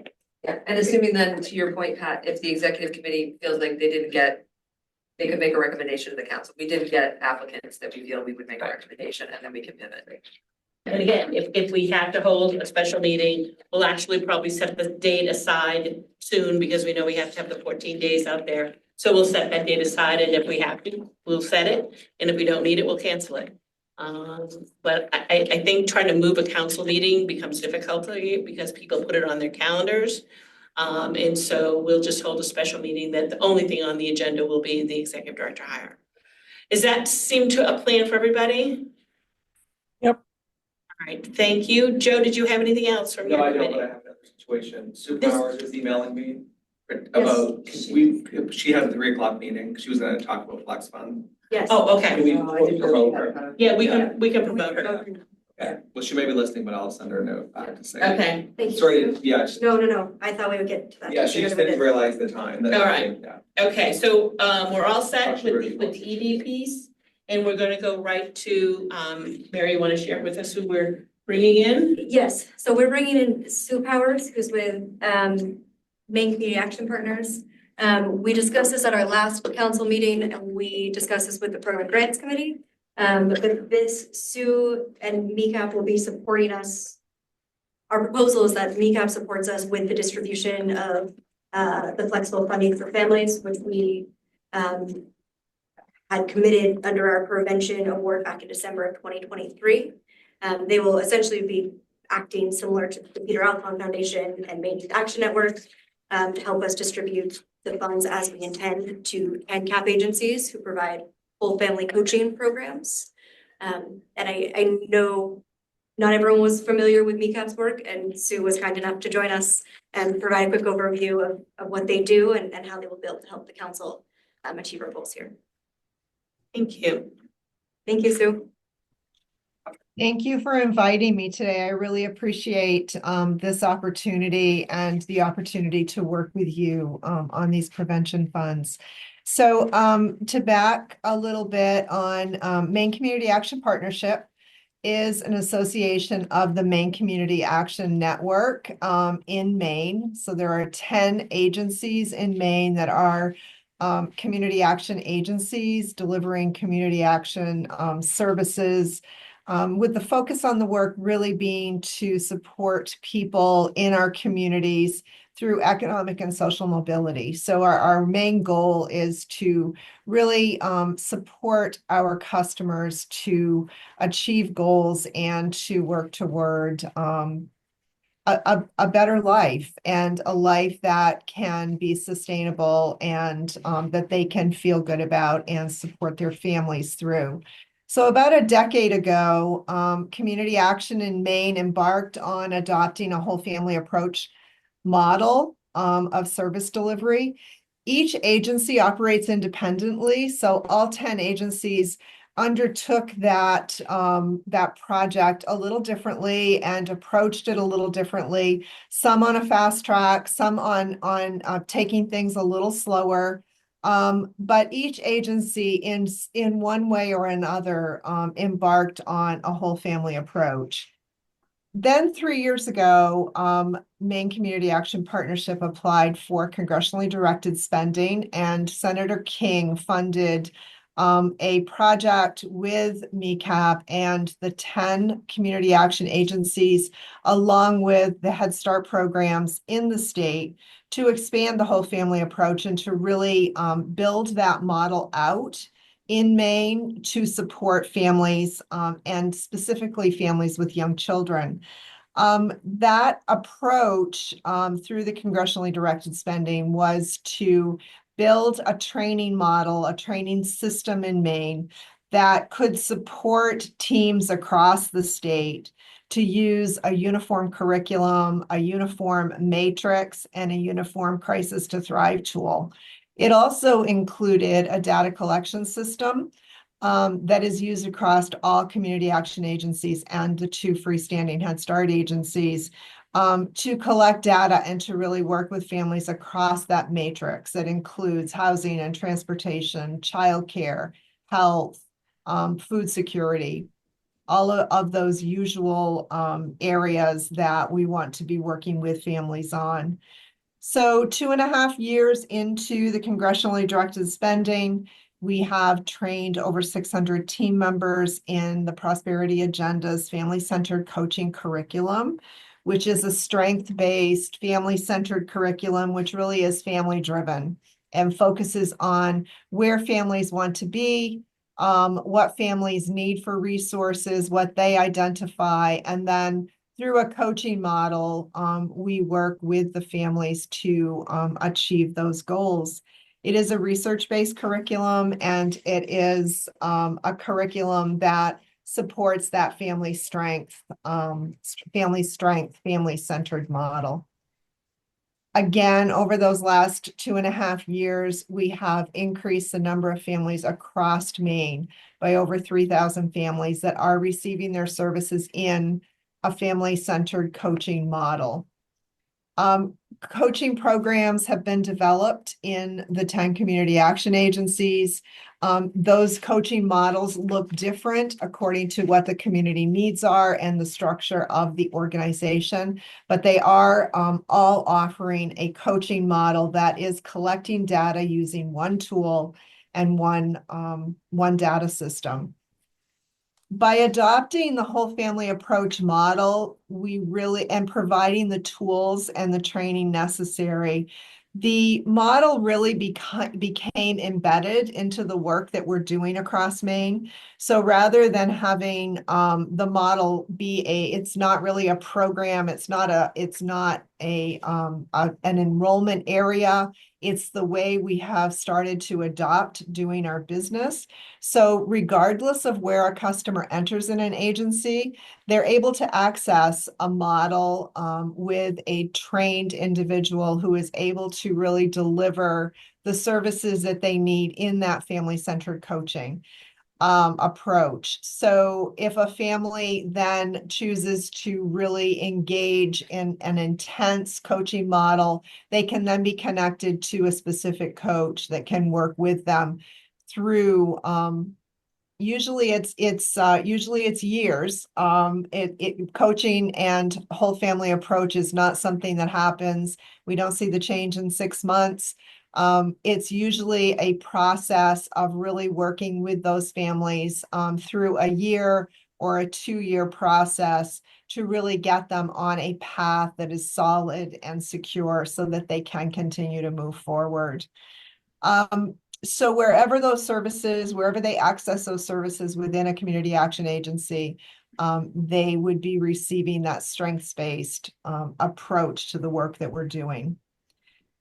The opportunity that that you are offering through flex funding is just amazing, because one of the largest needs is to really be able to support families as they're going through this process and they hit a crisis.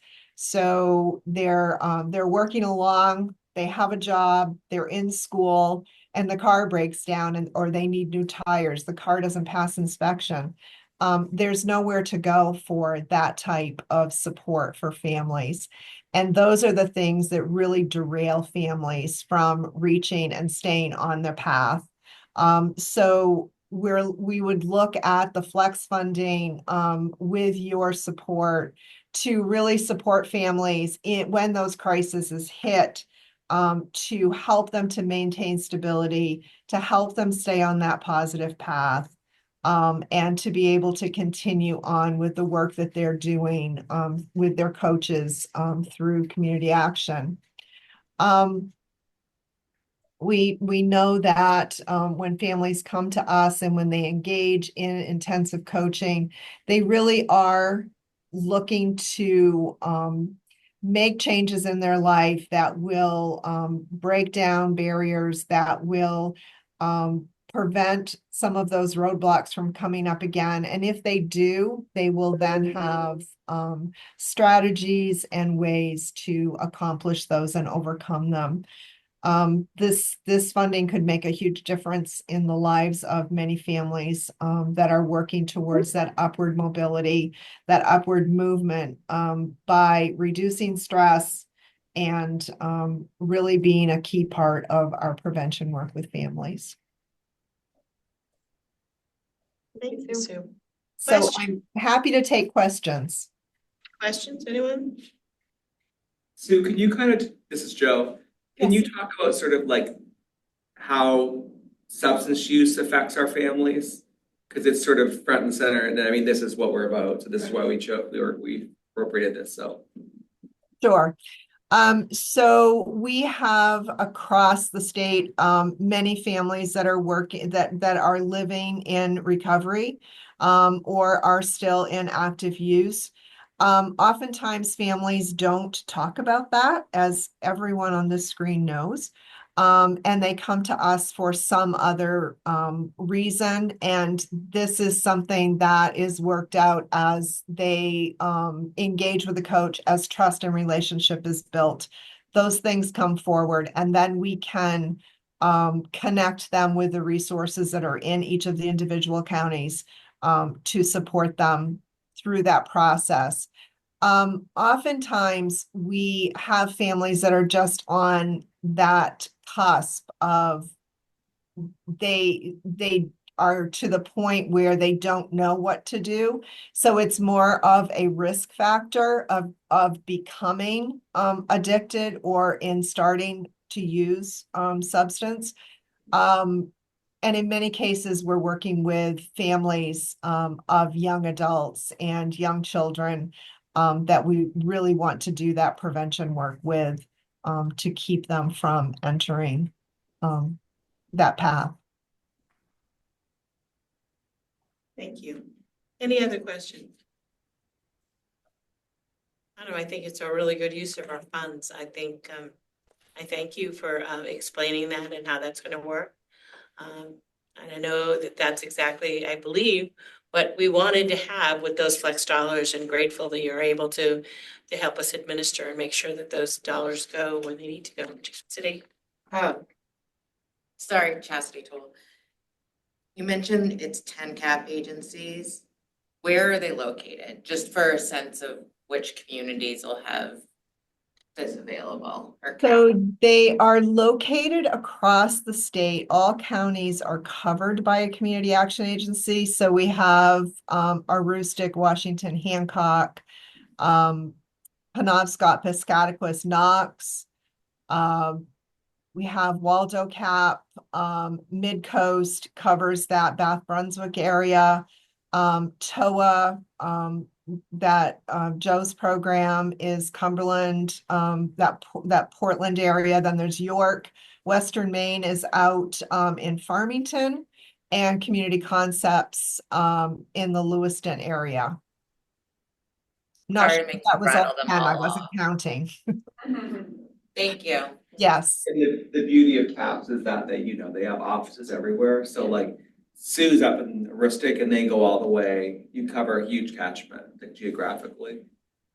Yeah, I'm located in Presque Isle, and we cover from Fort Kent, Madawaska, Allagash, all the way down to Dyer Brook and Danforth, out towards Washington County. So, and we have offices, we have service centers that are located throughout the county for people to access. I think And the it's key the point same is for other caps as well. it's 10, but they cover all 16 counties, Yeah. right? And that was impressive That was too. basically what I was. Yeah. Ad hoc, it covers all the county. Yeah. All right, Sue, thank you very much Thank for you, the Sue. Thank you. information. I know that I'm glad we could squeeze you in. I totally forgot. Thank you for sending the text that you had to leave early. So thank you very much. Thank you so much for having me. We really appreciate the work that you're doing. We're glad we could help. You as well, thanks, Sue. Thanks. Thank you. We will need a vote, I believe, on the logistics.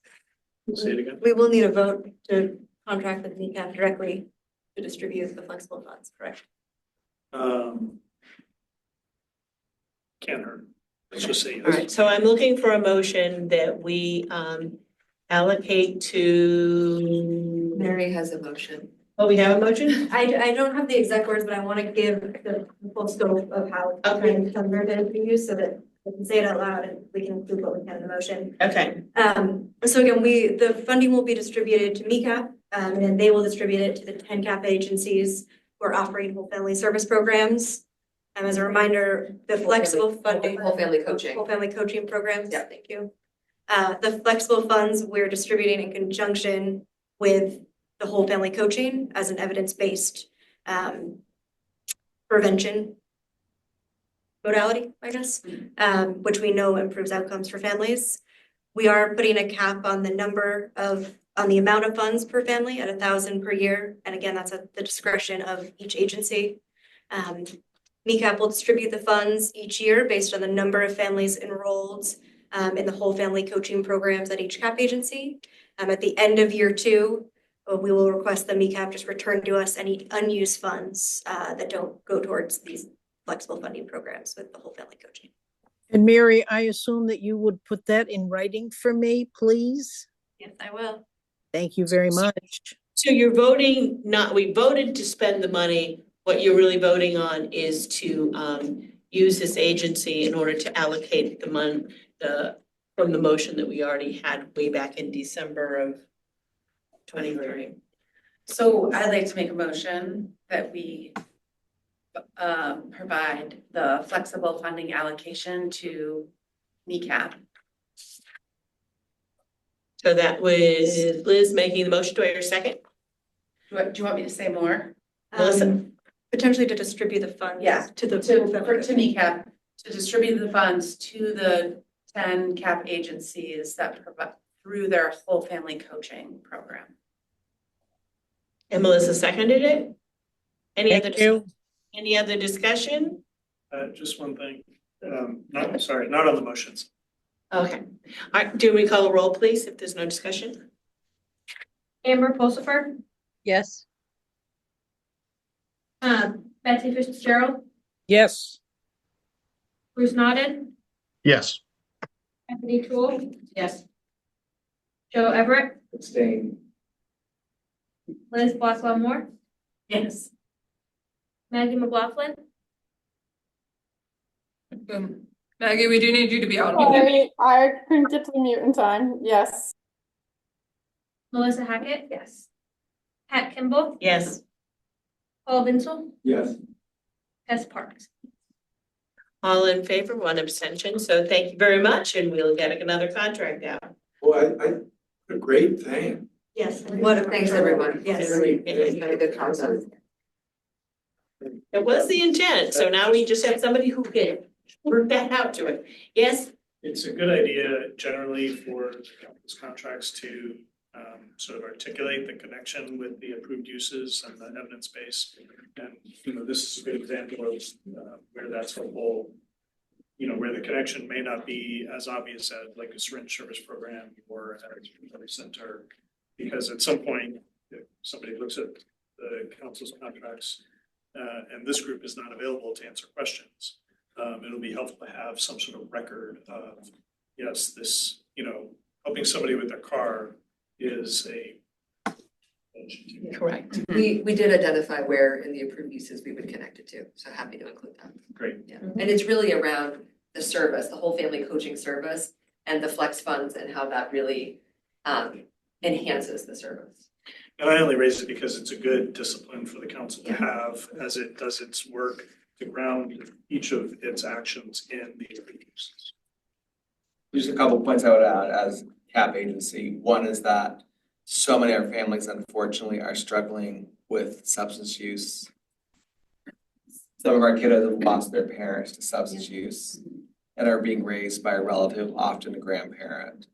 And then to your phrase, Paul, during COVID, the CAP's community versus block grant funds, and they got really increased during COVID. And I know we passed through, once we had a fund from our former CEO's retirement, we passed through about $2 million in flex funds, broader than just family flex funds. But so all the CAPs, like it was an enormous amount of money that got passed through. So it's really, to Sue's point, it's critical. And they really do know where the families are, and the families know where they are. So it's great. All right, thank you. Mary, I believe next is the grant survey and feedback. Yeah, that's Elizabeth. Oh, I'll turn it over to Elizabeth, all to right. provide the report. So the beginning of this week, I sent out the grant evaluation survey to everyone who had applied for funding. And so I think there was about 110 people. And so far we've got about 23 responses. So we'll probably send out, we made the deadline next Monday. So depending on then how many responses we get, may extend it a little bit more to try to get some more feedback. But so far, everything we've gotten, people spend not lengthy time, but good amount of time giving meaningful answers. A lot of it, Mary has gotten a lot of personal praise in here, which is really, I think, good for you to see. Personal shout outs. And then Yes, they know really well. and then a lot of good things people have to say about how maybe the process could be made easier, or requests they would have for the process if they were to go through it again, maybe requesting to hear feedback about why they weren't selected or things like that. And so far it's about 50-50 split between people who were not selected for funding and people who were. So that's good to see that people who weren't selected for funding aren't just automatically deleting our email and never want to hear from us again, or unless there's like a funding opportunity or something like that. So that's just good to see that people that they're willing to participate in this and give feedback. I haven't spent a ton of time looking through the responses so far, but it's just been good to see that people are spending a meaningful amount of time and actually filling it out and spending time, because some of these are like paragraphs, like there's writing paragraphs for some of these. So it's good to see that they're like putting thoughts into it. So Chastity. This is just the people who applied, not like the ones who did letters of intent but didn't apply. Yeah. Thank you for clarifying. This is to folks who were invited to submit grant applications and actually did submit grant applications. and if they did multiple, we asked them to like do it about it overall, so there shouldn't be like duplicates. That could be a little bit confusing, but. And we're not just getting their input, as you saw, we're also getting the input from the council. Yes, do you want to provide an overview of that? Well, Yes. and if you want to turn to the MRC council member grant evaluator interviews one page, this is what we'll be talking about. Get the overview on that. You're probably missing it, I'm sorry. Is it gonna go to the people who are no longer on the council, who were part of that process? Yes, if they were engaged in evaluating. Right, yeah. And I will say that Deb, you are like our magical evaluator. Deb was an outside evaluator in our grant process. So. To meet you in person, wonderful, and you were so incredibly helpful. Deb evaluated quite a few applications, and you took a couple of the end as well. So I want to thank you for that. And I'm very interested to talk to you more about the process on your end. So on there, you will see the link, sign up for your interview. So hopefully we'll get as many council members present and past, and also outside evaluators to be able to give us the input on what that process was like for us. Yeah. Info. It's much more to add. Huh? I don't have much more to add than that. Okay. I want to just say that, so the purpose of conducting the interviews is to hear how the evaluation process was for you all, and really to be able to give it to the next ED and help inform the strategic planning around what our next grant process looks like. I've told Sarah that, you know, I'm curious to hear again about the actual process that was conducted, but also any ideas you all have sort of outside our regular structured meeting that would be helpful for us to take into account. Again, when we do that strategic planning, please feel free to share with her whatever feels important for you. So even if it's beyond the exact interview questions. Any other questions for Elizabeth? If not, Elizabeth, thank you very much for your work. I look forward to it. I can't speak for anybody else, to seeing that whole thing laid out and being able to review it. So I think it's a great process and a real learning piece for us to be able to keep what works and to be able to improve what wasn't as smooth as we would like. So thank you. All right, director's report. My report is focused on contracts and needing, so just give me 15 minutes. Support, because it has been my life, so we can do it. I do need some approvals on updated budgets. I discussed this with the Program and Grants Committee, but for any grant applications where we reduce funding, the budget has changed, obviously, and for us to be able to include it in our contracts, I need to have it approved by you all, and I also just want to make sure that you all are on board with changes to the scope of work as it's been outlined. So in your packet, you'll see the budgets included, and so I'll go through them just one by one to give you a brief overview of what the primary changes have been, at least to my knowledge. This one, the first one I see is the Northern Maine Wellness Clinic. I will note that the 750,000 is what was applied for. That's incorrect. We awarded 500,000. But this budget reflects that amount.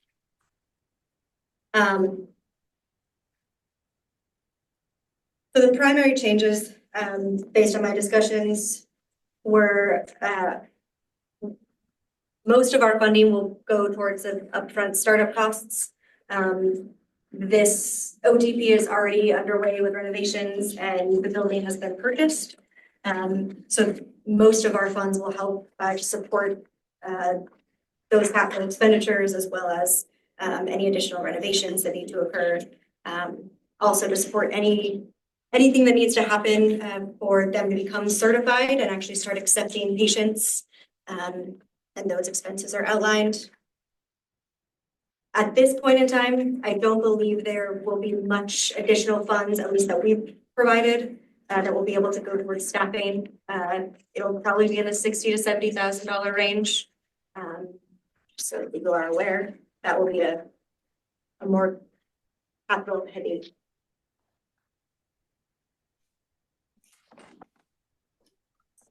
Yes. So just so I'm clear, okay, so did they request 750 and we gave them 500? And now I see that the total amount is, what's the total amount now? Is it 495,920? So is that just personnel? I can't see where the total amount is. The total amount was on the top, but not updated by the. Can we project these? Is that possible? So I guess I'm curious what the total amount is now, because even on this budget, it still says 750,000 at the end. The total we are awarding is 500. And so I believe, Which one is, it's the, I just got it.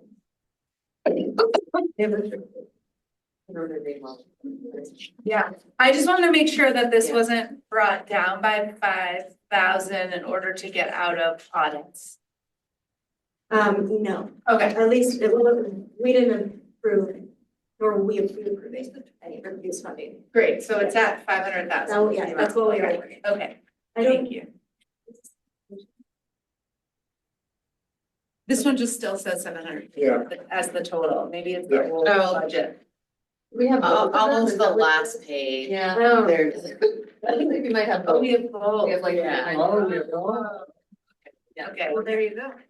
That makes sense. Gotta keep going. that 500,000 is actually for a different organization. Oh.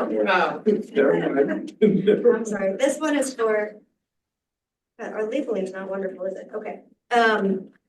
This one is for Access Direct, this last one. Oh, okay. okay, but So so I know that based on the total treatment direct expenses, because that was an added budget category for us. so that's Access Direct. This is Access Direct. They applied for $1 million worth of funding. We awarded them 500,000. Okay. And their, essentially what their reduction has been is around the number of residential treatment and top scholarships they're able to provide. They were also hoping to bring on additional staff, which they will not be doing right away. They are continuing the current services they provide and expanding what they're able to offer. Plus also they were able to secure a lease with our funding.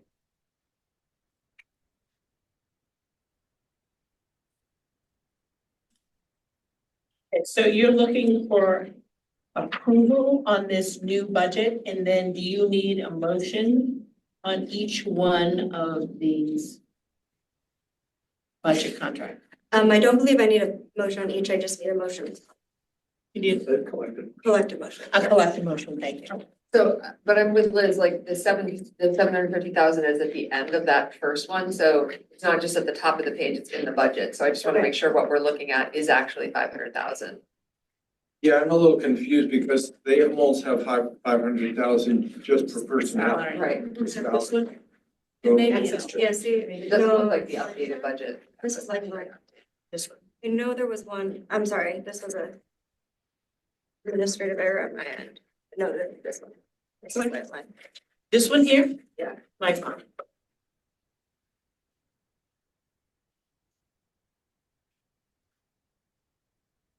Okay, let's do access directs. I know the last one is access direct. Are there any questions Well, about? there's me route too. In here. Yes, sorry, this, Up on the Yeah. screen, I feel like it's much easier than. the access direct, let's start with. Okay, we're gonna start, let that go and go with Access Direct. Yeah, we know that one.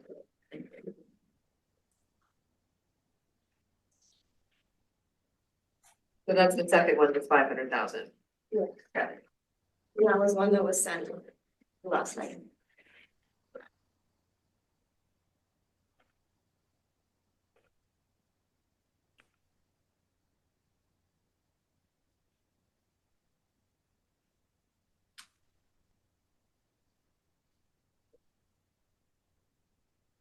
Yes, so Access Direct contract, in this contract is $500,000.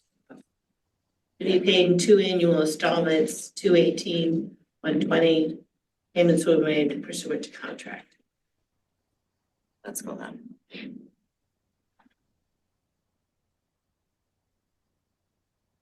And just so you know, in the contract, it does say that there is a variance in expenditures of budget funded that is 1,000 or greater. Payments will be adjusted. At the bottom. See the total on that? Sure.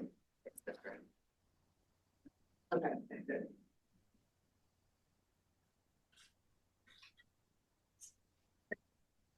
So that's Access Direct, Mhm. not the Northern Maine. No, Okay.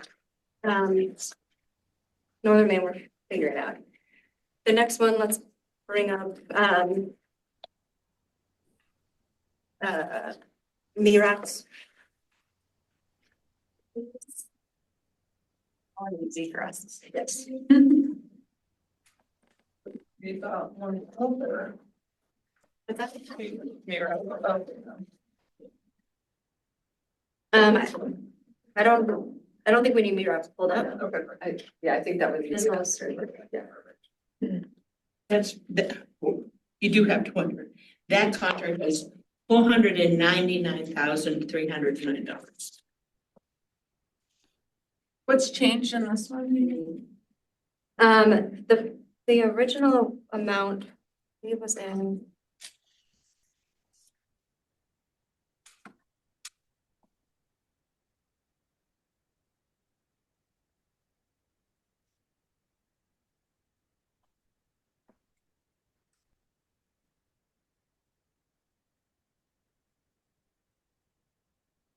The primary changes.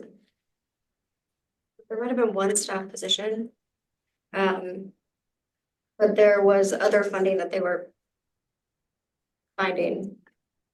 For some of the certification that was required for the SSP portion, as well as the supplies.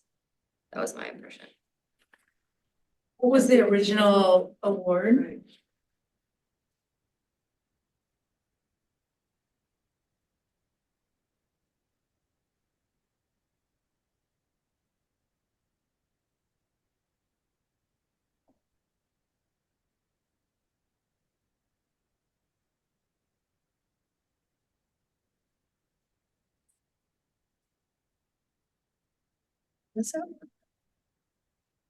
It was. Almost. Yes, because we had.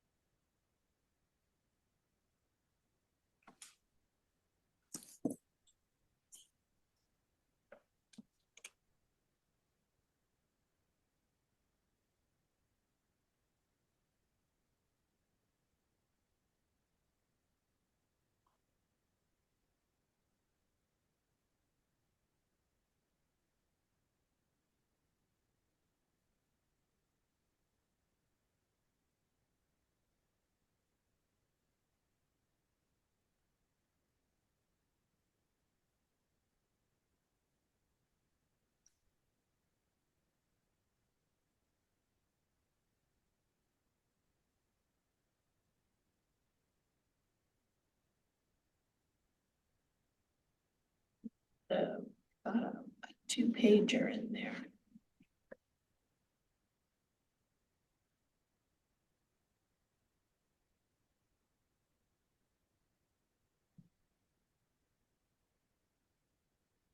We gotta go back to this. Hold on.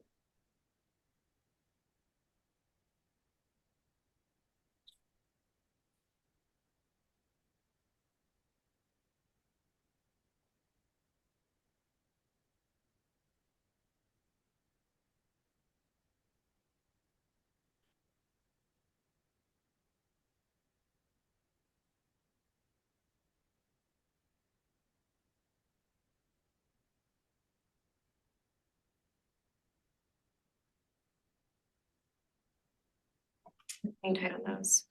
Yes. What's that? We're gonna hang tight on that one because clearly we have to figure out on our end what went wrong. Let's move on to the planning grant. Franklin County's planning grant is this document here. So after reviewing the motion of the language of the motion, originally they had submitted to us a planning grant in conjunction with their recovery center, which was a grant award. I'll remind folks, the planning grant was a December 2023 allocation initially that the detox was, we amended that vote last year, and we're providing Franklin County and Androscoggin County funding for planning grants to do a needs and planning assessment, and then also with what we're calling an implementation opportunity. So they're able to use part of the 400,000 we're awarding towards a project that's been identified through their needs assessment. We, again, based on the language of the motion, we could not include the implementation opportunity, logistics, and the details of the project, which are still unknown in the contract. So that will require an amendment when the time comes. So the Franklin County opioid planning grant budget is what you see here.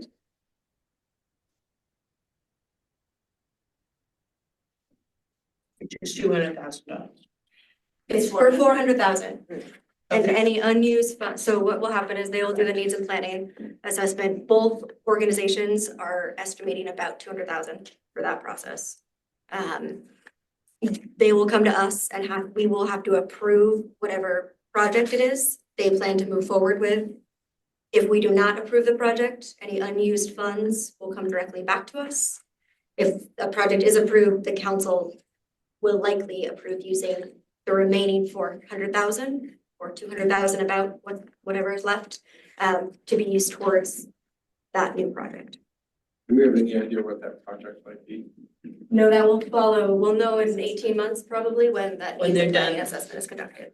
And that was, again, we had initially awarded funding for detox facilities, and both organizations said, we don't know if that's really what we need in our continuum of care. And so this planning grant was for them to help conduct an assessment. So they're spending $200,000 on the planning, and then the remainder of the money will come from their recommendation. And we'll approve that. So is that contractual, is that 200,000 for the project hanging out in the contractual line right now? And we'll get like amended Yes. in when we approve whatever their project is? Okay, That's what that makes sense. Okay. And then they also have a budget here for their recovery center, which I had asked them to take out, again, the planning grant piece of this.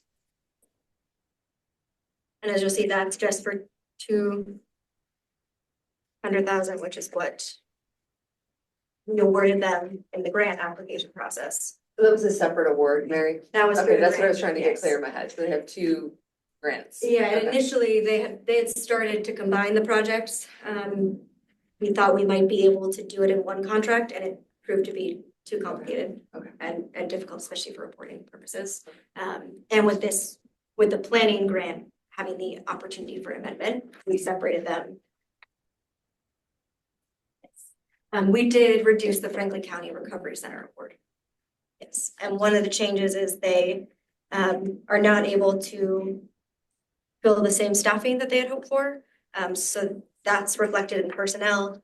And they're also now looking at a recovery center operations of around 15 to 20 hours a week versus 30, which was in their initial proposal.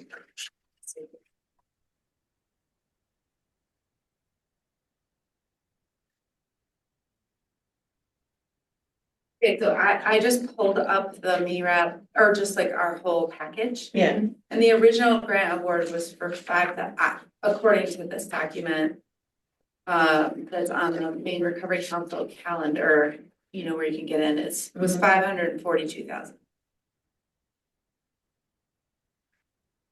And that was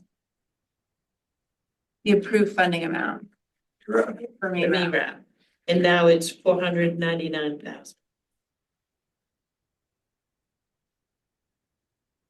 That's the number I had in my That's what you have as well? Okay. 499. I think the question was just why the reduction, right? If they- Yeah, I they're guess- asking for less, I guess they- this was this question about people trying not to be audited, and I guess is if the line is at 500,000 to get an audit, this is technically like 500,000, I mean, for all intents and purposes. And I understand that, and I think we also have an obligation to make sure that our grants, you know, I think we had this discussion in the Program and Grants Committee meeting, and I don't know if we need to reiterate it here, but it was more around like I think we have an obligation to ensure that the money we're giving out is following like the rules and the protections that we put on to ensure that the money gets spent well. And I understand that audits are expensive, but to get to get a grant I don't know if that's what this is for, but I guess I'm just wondering, is the line of an audit at 500,000? Because if so, usually around 750, and I did Oh, not agree yeah, with okay. you. We should not be influenced by I that. don't know what the difference. We shouldn't be We should not be influenced. I don't think our decisions to make an award should be influenced on on POA's conditions. You know what I'm saying? I agree with you. Your conditions. So I think Yeah, that. yeah, if- yeah. I'm just saying, I don't want someone to reduce their thing by $500 to get out of an audit. And so, because- just so they don't, because the Because- perception of that is not good. Yeah, and if it's 750. Sorry, not on that, but just the MIRAP in general. This is the amount we approved from the beginning. Oh, I had that it was 549,000. I have that on a different, maybe we have I different. think that's what we're trying to figure We're out. trying to Yeah. figure that out. Because I have This one that is says no- MRC budget approved package finalized on November 19th and the amount is 542,000. And my information says it's 499,536 is what we finalized, awarded. Okay, right. Great. But Why is it here then, in Right. front of us? because I think it was a reduction. No, we reduced it? I have So her reported, original grant was how much? That's what we're trying to. that's what we're trying to figure out. Right. Did they ask for more than we gave them? And is that what we're looking at here? I don't think so. I think this was what they had requested. Why are we Where looking is at it this? again? MIRAP also had there were two projects. Huh. There was an access center project. What we approved, whatever it was, the motion says for funding for all SCORE Tier 1 treatment applications. And that's where theirs came under.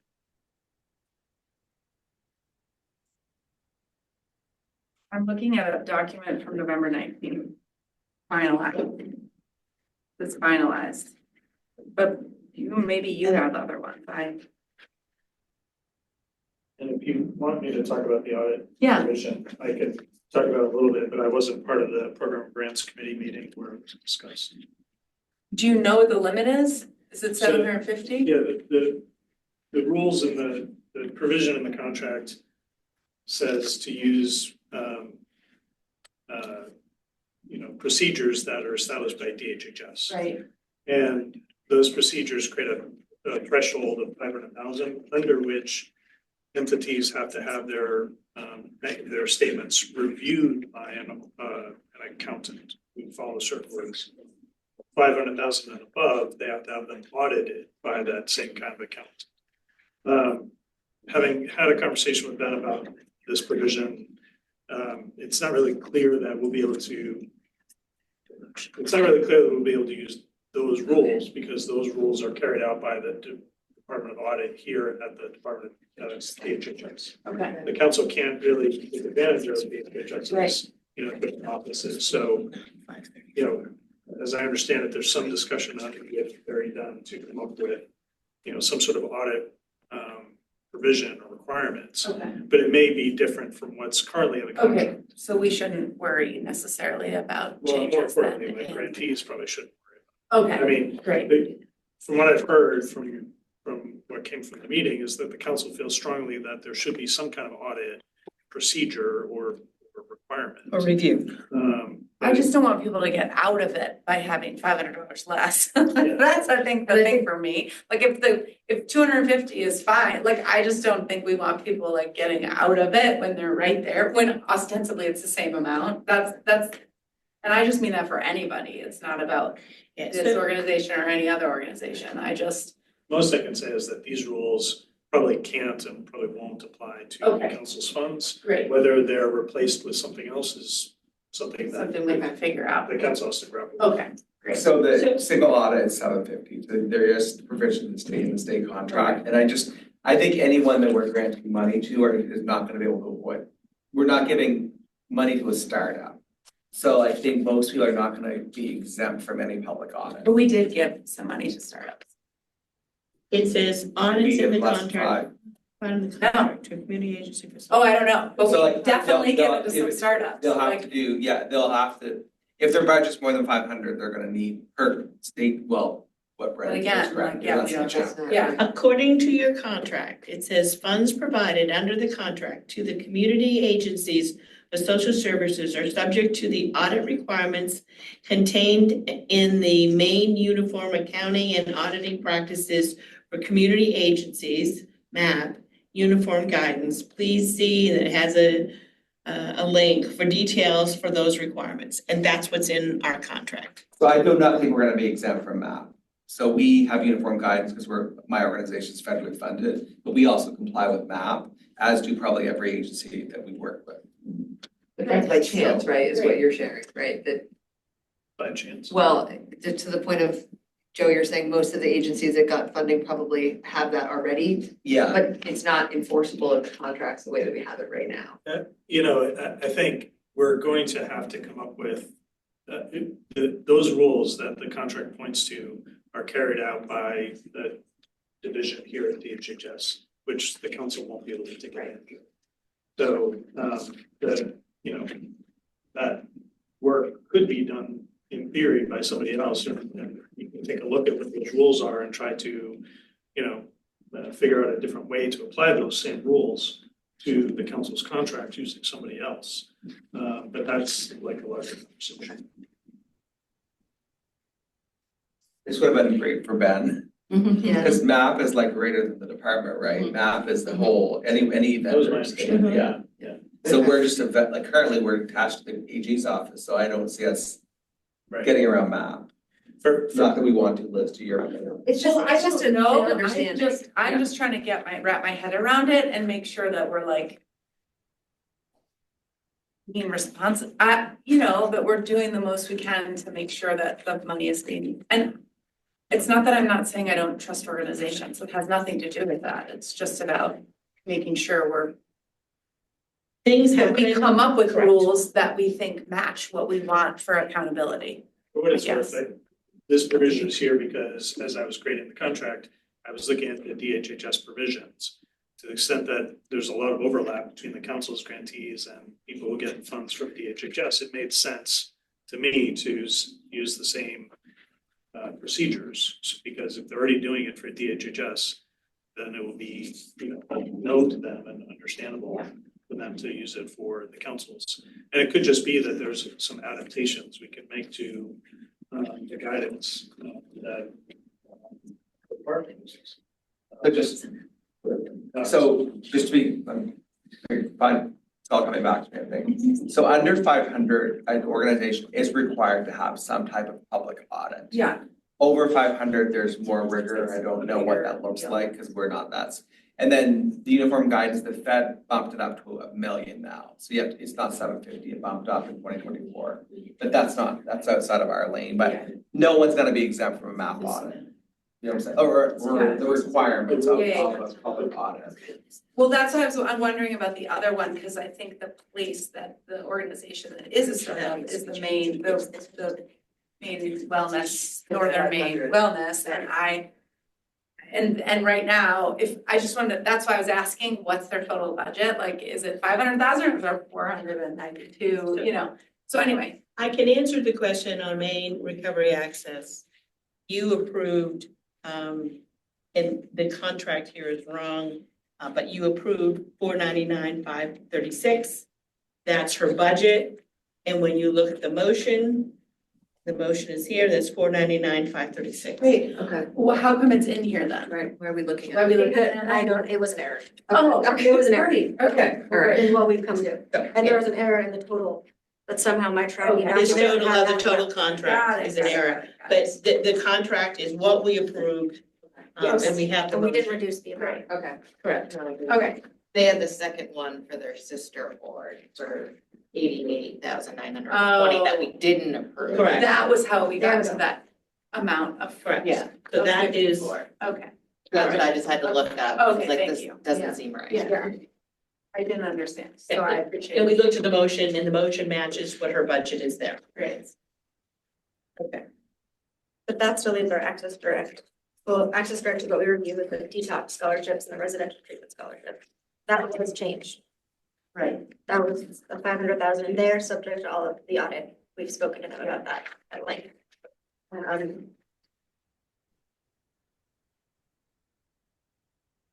With the Northern Maine, we've gone back and forth a couple times with budgets, in all honesty, and I'd asked to make sure that the budget sent back to us reflected only our funding amount, not any total amounts that were needed.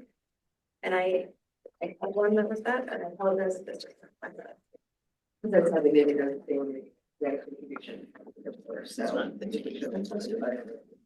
No, that's all the other boxes out there.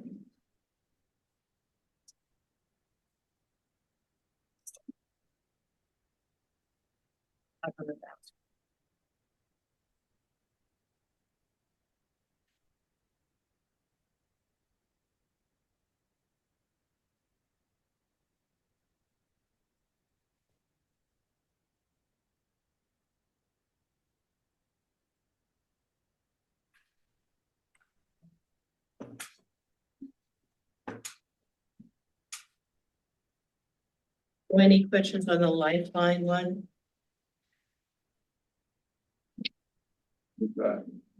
Um, I'm with you, Paul, I'm a little turned around at this point.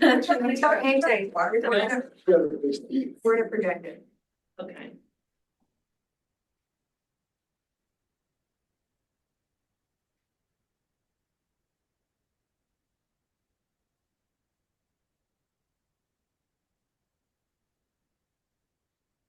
No, yes, okay.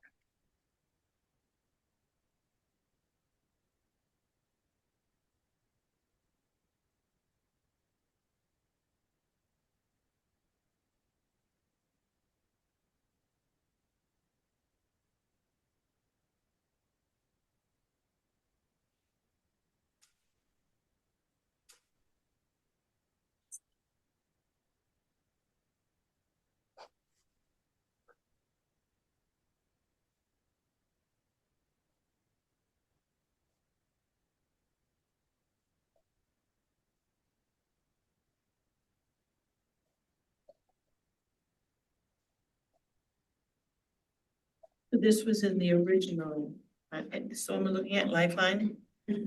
Okay, so the original grant was 749,687.37. We're awarding them 500,000. You're calling it Lifeline. I have it, is that the Northern Maine Wellness Clinic? Is that Yeah. the same thing? Yeah, it's a Lifeline Addiction Recovery Service, the LLC name, and what we put in the contract.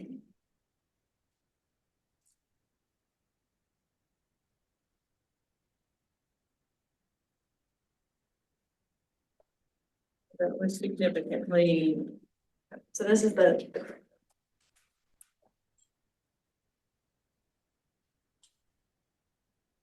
thank you.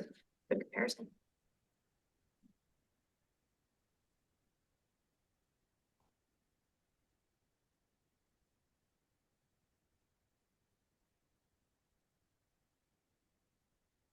In terms of that contract.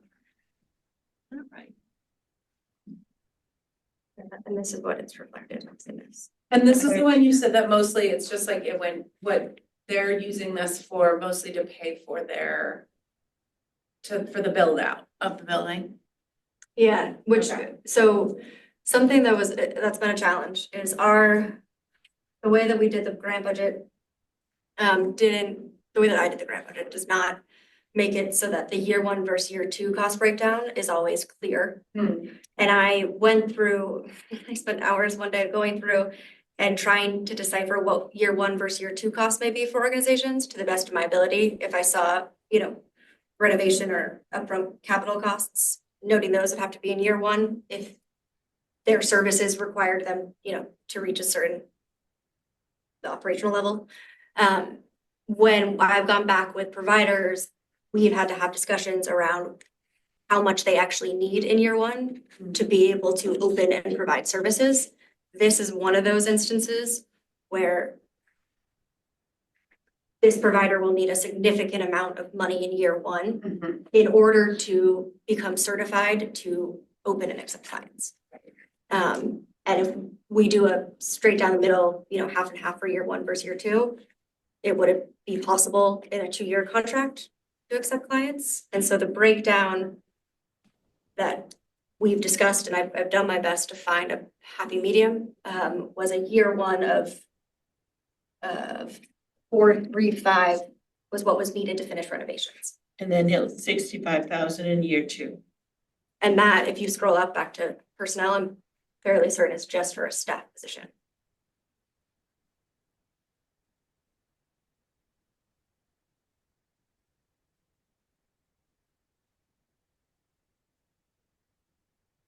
So something that we need to consider is if we don't want to break down of 4 through 5, year 1 and 65 in year 2, our reporting will look different and what we require of the provider. Because it will be difficult for us in our reporting to see any services actually provided. So we'll tell you, for some reason, this budget confused me. And so, and I understand that it's mostly for bricks and mortar or our startup costs, but then there was all this staffing cost in there. So I was just a little bit concerned, and the fact that this organization does not have a license to provide services yet. And so that was just a little concerning to me, as to what happens if, I don't want that to happen, but what happens if this person this organization does not get their license to operate. And so I'm a little, concerned that we're giving them upfront 400 some odd thousand, and then the other remaining 65 the second year. And again, I understand startup costs, but there's something about this budget that I just keep looking at and thinking it's not making much sense to me, and I don't know why, maybe just me. So Pat, can I chime in? My understanding is that, again, for them to achieve certification, they need to finish all of the capital costs that I've listed, and that will cost a total of 435,000. What's the challenge? The challenge the provider is facing is that we decrease the funding amount by 230 something thousand, and it doesn't sound like they've been able to make up that difference. And so the staff that they can hire right now is not the same, and it's not the same level as they had hoped for, nor that would potentially be sustainable in the long run. And so we may have to adjust our reporting accordingly or talk about other ways. Can I ask like a details? I mean, this is so hard because we've done so much that it's so hard when we get day into the details on stuff. Yeah. When we've provided capital costs to other organizations, like to build detox and all these other things, have we put provisions in that we expect them to provide services for a certain amount of time or for something? I mean, I guess I'm mostly concerned, we have done that in the past. I did the first contract, which was with RWI, which was purchasing a facility to provide a recovery center. And that was a long time ago, but my belief is there is, language in there like you're describing. Great, so like we would put that into this contract as well, because Yeah, but that we kind can of confirm, language. we can make sure that. Okay. Yeah, we've built our contracts off a similar model as that. Great. But again, what the challenges of this is we're not providing enough funding, it sounds like, for them to really be operational in the sense of being certified plus accepting clients. Would we not want to ensure that they have all the money in line then in order before we? Well, and I think that's a discussion that, again, we decreased the amount to 500,000. I don't know if we looked at the budget line items to know exactly what impact that would have. And I think the reality is, again, unless the provider is able to find other funding sources to fill that $236,000 gap, this is our reality right now based on the funding we've. Have they told us what that exactly they can't do because of the decreased funding? They can't hire staff. Read the staffing line, Paul. It's like, it's interesting how they're trying to say like the clinical director will also do X, Y, and Z, and the nurse will also, like they're trying to just cover a few roles with a couple of staff people. And I believe a medical Yeah, supervisor is sure. not taking a salary or something the first year. Yeah. And what is the budget that we have here, is that their original budget request? Yes. believe so, and this is the Which has updated for the final. medical director, nurse. If we scroll down a little bit, I think it says it here, right? Yeah, it says it In in that the first- fine print, again, It's not that block, but one of them has it blocked. And the way that I've written the contract right now is I have this is an OTP, and I was able to get an example of a state OTP contract, and I've essentially followed that to the extent that I can. So when they are operational, those will still be the requirements we have in line with the states. I just don't know based on the amount of funding we're offering, if they will be Are we setting them up to operational, fail? right, within the context of our funding. Yeah. Have they given us a request? Like, have they, you've been talking to them, have they requested that we increase the funding to the full amount that they requested? Yes. We have talked about the challenges they are facing right now, and again, trying to find a way for this money to be stretched as far as it can, recognizing that there are limitations no matter how you place it, and that So the additional funding is necessary. is it accurate to think about it as the application was, we can do this project with this budget? Right. Yes. The council came back and said, well, but can you do it for this amount of money instead? Yes. And they're saying, here's our best shot at a plan at that. Here's what we can do. We asked all the folks that got less than what they asked for, right, if they could still do the project. Right, and if there was a decrease in the scope of services, what that was. Yeah. And for the most part, it is the amount of services they can offer. So for the recovery center, for instance, we didn't provide them enough funding to have the recovery center open for 30 hours a week because they had to cut staffing, but they can still operate as a recovery center. And so the contract's been changed to reflect that. I would say that this contract specifically of the ones we've drafted is the one I have had the most trouble trying to navigate. And that's because it's a startup. It's a startup, and to open an OTP is a big deal, and the state requirements are. And would it be your, Right, Federally too, so Exactly. if they can't meet it, they can't. right, and I would hate to see 500,000. would it be a reasonable thing for us to discuss right now to increase their budget to what they originally requested? I certainly think so, but that's a personal feeling of wanting to make sure folks succeed, and if we're going to give someone $500,000, if an additional 200,000 would allow them to actually achieve the services as a brand new organization, I would rather us see, approach it from the lens of sustainability and success. And as I understand it, this is the only opioid treatment program in Aroostook County, is that correct? There's No, there's no. one, I don't remember what they're called now, but there's one up there. There is one up there. Well, there's Residential primary, treatment? and there's primary The care. residential treatment but- center? There's Right. primary Well, care. we're- Hey, guys, sorry to interrupt. So I'm in Aroostook County. There's two places that you can get MAT. Okay. And that is the Comprehensive Treatment Center and AMHC. And the one Comprehensive Treatment Center is located in one area, and there are individuals that travel and utilize motive care, travel over 100 miles for treatment. Amber? Yeah. Do any of those MAT programs that are available up there provide methadone? Because I'm specific. Yes, That one, the one that she just talked about. Okay. And Yes. what town is that in? Presque Isle. And what town is this one, is the request in? It would be in Van Buren, and so that would eliminate a lot of your logistical barriers for people over on that side of Aroostook County, Madawaska, even Fort Kent.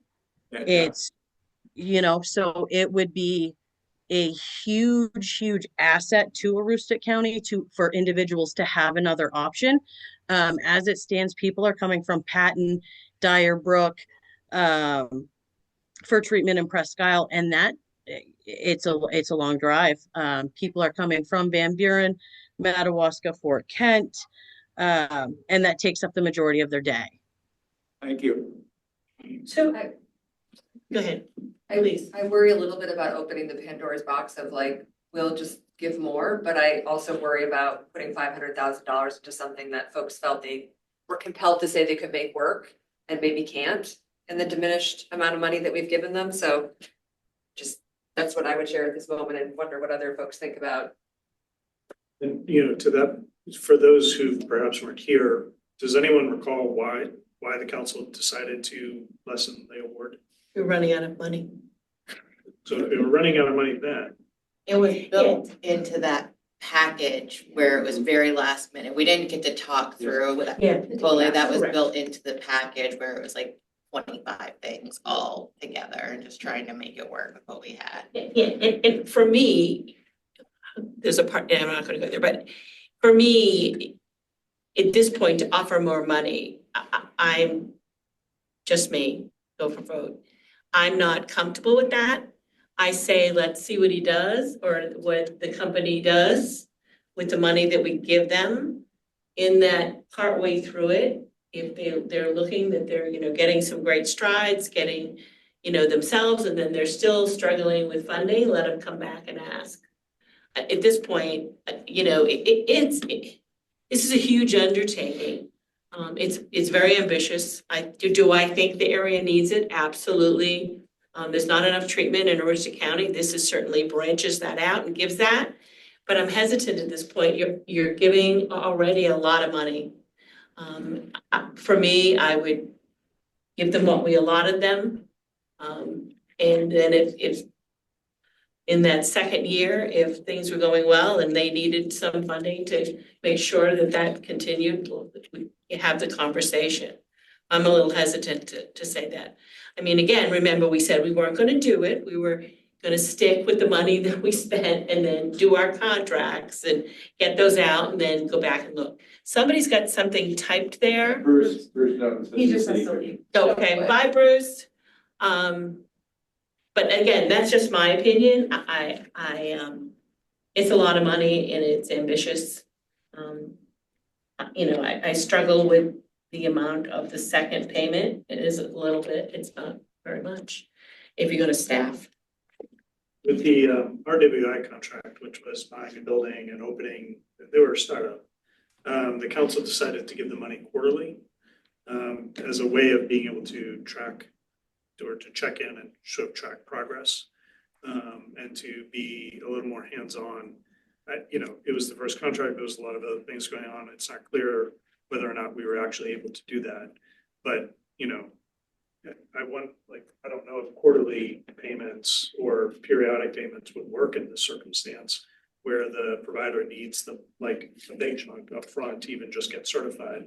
But I do wonder if maybe benchmarks or, if you don't get certified, or whether there are other methods of trying to see if it works. You're giving $535,000, the first installment, the second installment is $65,000. Significantly less. But that's because we've eliminated all of their personnel. Correct, so, We've done that to them. no, they just made that determination. We Be- didn't. They Because could have built a smaller facility and downsized what they were offering. They made a determination to stick with the plan. We didn't tell them where to cut, they did. I mean, is it consistent in all of our contracts now that we're dispersing the money once per year and then they're reporting once per year? I like the idea of some benchmarks or some check-in opportunities. We have quarterly reporting. Okay. Yeah. But the disbursement of the money is. Is yearly. Yeah. And that was based on, again, trying to balance the workload. Yeah. For us in the AG's office. Correct, and that's part of the problem is that we don't have the ability to write checks all the time. It has to go through the procurement process, which slows things down and people need money. And for this particular project, I'm sure they need it because a lot of it's construction. A lot of it's bricks and mortar. I just wish it was like a organization that was opening up a satellite, like there was some proof that there was some proven track record of being able to do such a monumental project. I read this application and have concerns about it, only in that it's just such a large undertaking for a startup. as opposed to the Recovery Center, which is a smaller undertaking for a startup. This is like a really big undertaking. Yeah. And I also know, I hear you, that like it's a need and that we need it. So I'm really torn about it. And how many Aroostook County did we do? 1, 2? That's like the other. Well, and it's a for-profit, which for me, you all know, that was a really big thing for me that I didn't even know. So like, they sell the building, what happens then? Like, does the money go to them? Like, and that's, so I just have, that was like concerns I have anyway. So this one sort of like hit all my little like, but I want it. Like, so I'm also, so I'm not. We want the thing, but the mechanism to get there has some perils. Make me slightly nervous. I think it's because I know too much. And I don't say that readily. The licensing's involved, Maine Care's involved. It's huge. It's a big hurdle. And to get that certification and open, and he's talking residential, he's talking detox beds, he's talking MAT. There's just this layer after layer after layer of regulations that are huge. And in the meantime, you've got a construction project and you're building a building and you're making it compliant with all the bells and whistles and the fire alarms and all the other things, medical records, things that have been. So again, that's the only thing that concerns me. And again, I struggle with, is that my business as a council member? Right. To be able to say that. They didn't ask. Again, is it the council business to say we have concerns about this or not? Particularly after we awarded the money. Right. So, there's a part of me that says you gotta let it happen. Because we voted on it. Yeah, I have a question for you. Do you know of other opioid treatment programs that have started up and what the cost was? I can get that information, but usually when you have an OTP starting up, they're connected to a parent company somewhere. So if we were to decrease the 250,000, there's a parent company somewhere in the for-profit world that's able to float them that line of credit or just absorb the cost. So for this to be very independent without a parent company is unique in the OTP world. Do you have any knowledge of this place? And why they chose to do it that way instead of, partnering with a parent company? I don't, but our SOTA at OBH probably does because she oversees all OTPs. So she likely has information that I could share. I could email it out to you if you think that would be helpful. It certainly is not confidential information to share that. Because I think we're all kind of torn. We all think this is a need and we don't want to throw away $750,000, but we definitely don't want to throw away 500. You know what I mean? Yeah. I'm kind of torn. If 750,000 would do it, I'd like to do it. But I don't know that. It sounds like we're worried that even 750,000 would. As a non-voting member, I would say that I have concern at the 500 mark for them to be able to actually make this happen, particularly given that this is such a regulated service and that there are staffing requirements.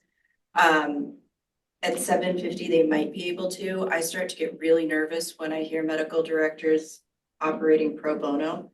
That makes me nervous. And in terms of sustainability, particularly for a for-profit, that is concerning to me. So I'm not against for-profits, but I do have to, I look at them a little bit different in terms of their business practices. Right. I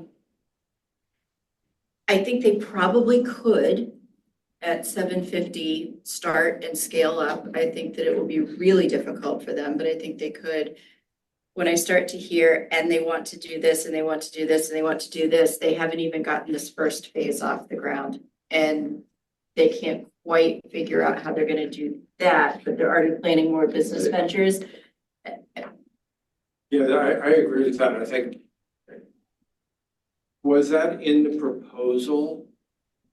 That they were gonna start detox and rehab beds and all that stuff? Yeah. Okay. I'm gonna get, is it Amber who had her hand up? Amber. I did. So I do think that it was in the original proposal, but I don't believe that that's what's going to happen moving forward.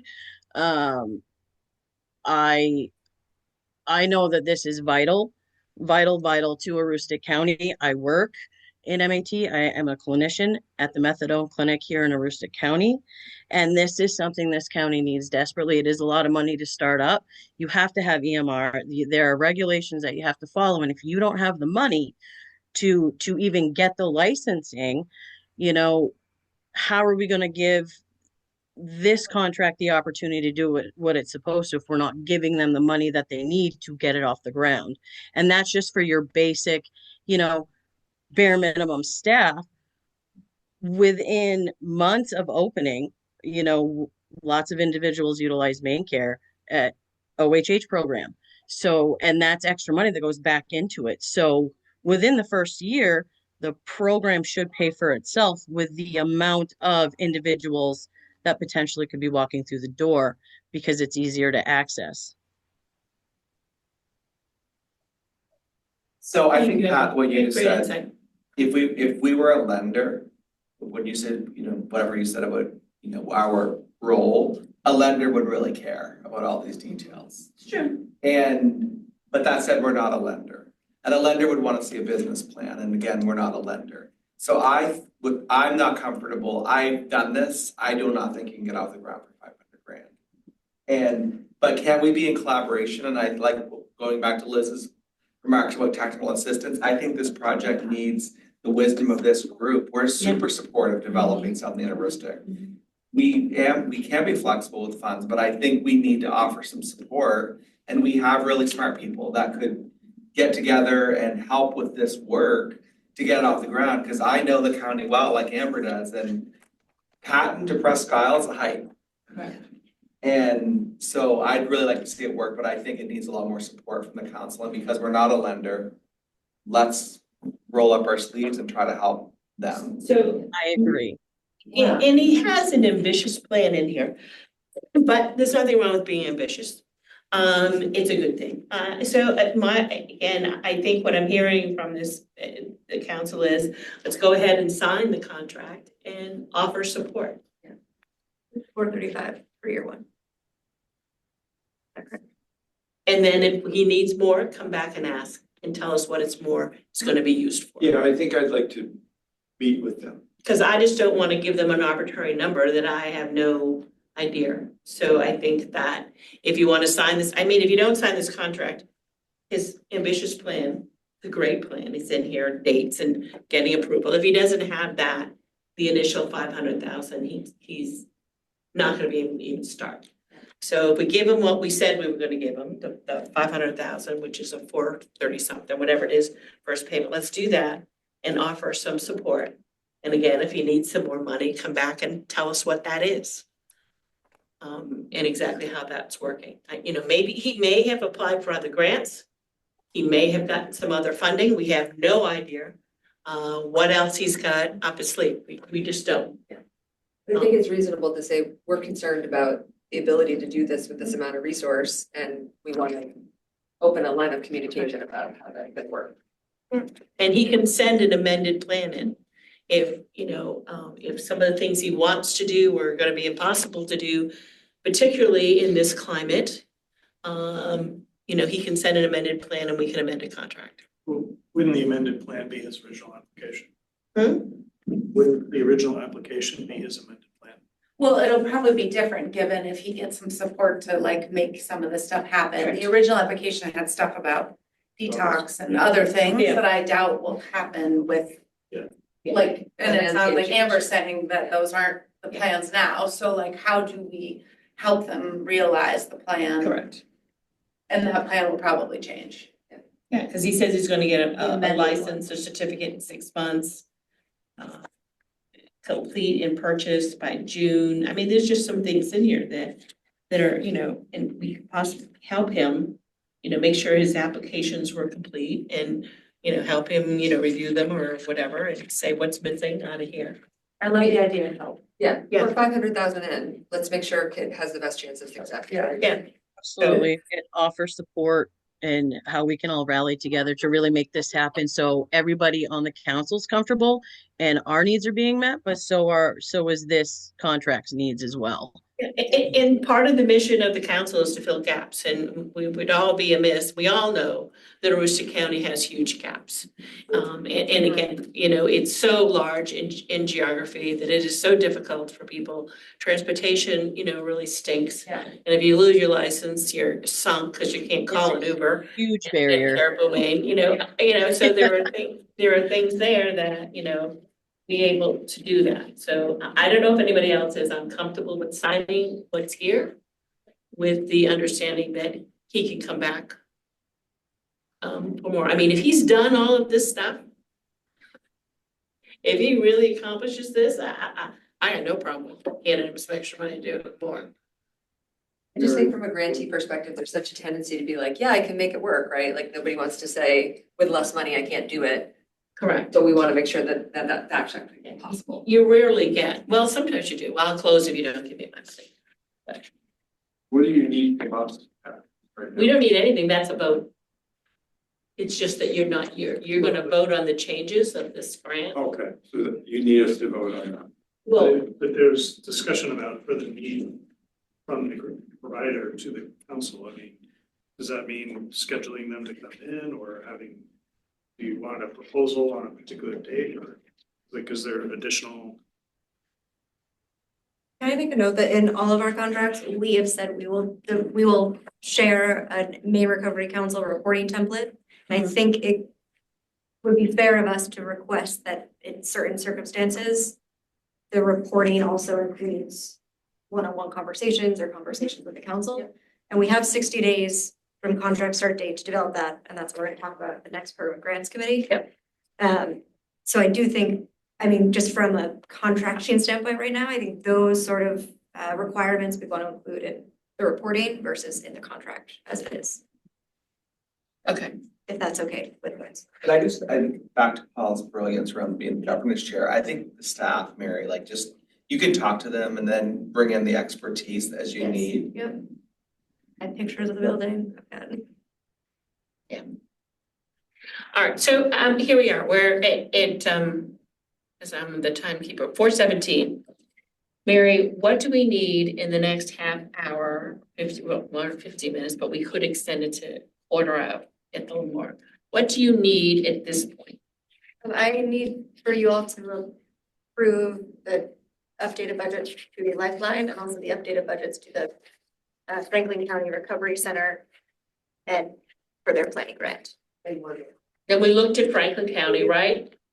Yeah, we did. We looked at Franklin County, we looked at the Access Center, and we looked at Lifeline. Access Center is a mistake. The mistake. Access Center is a mistake. That's right, we're gonna fix that.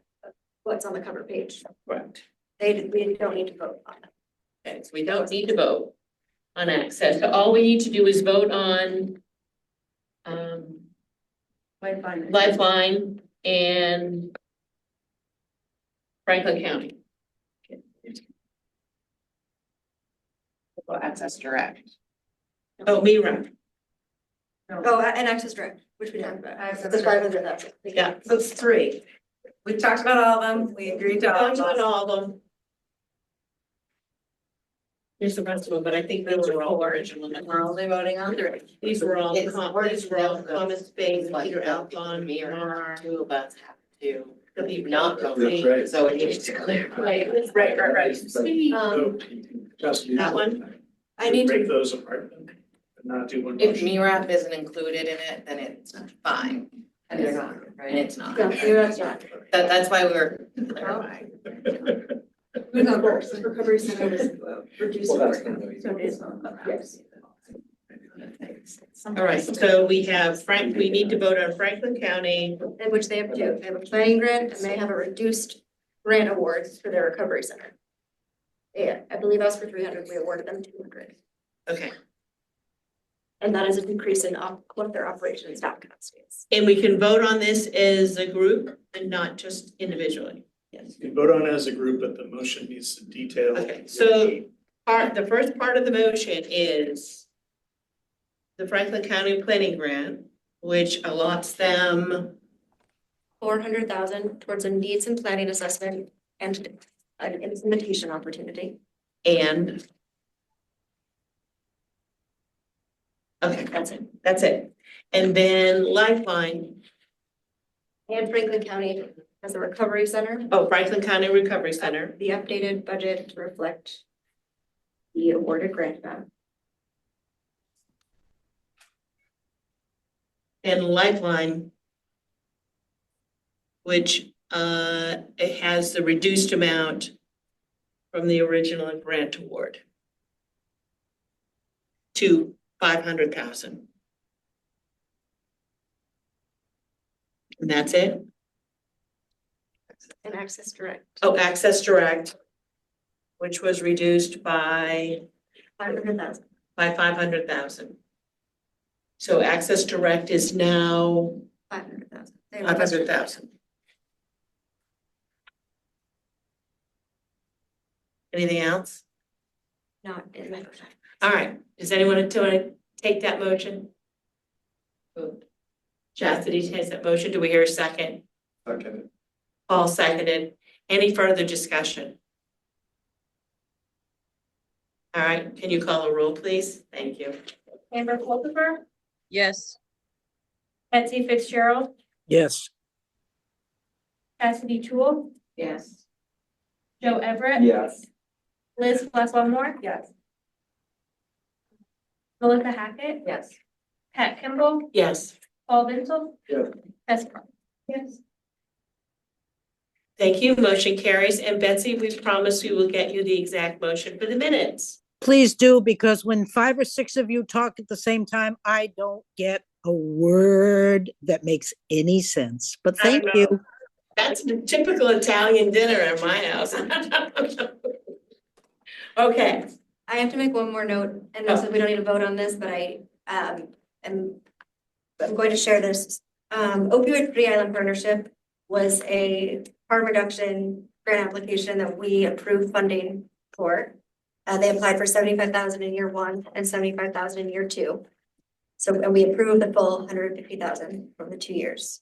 The motion states that the council approves Opioid Free Island Partnership's harm reduction application with the condition that any funds used to support a syringe service program be a certified program. And then 75,000 be dispersed in year 1 and 75,000 in year 2. As of now, they are not a certified syringe service program. Just so everyone is aware, and they may not, the way that our motion was written and their application was written does not require them to become certified. It only requires that if they provide syringe service programs under the Maine CDC definition, they follow the rules and guidelines of the Maine CDC.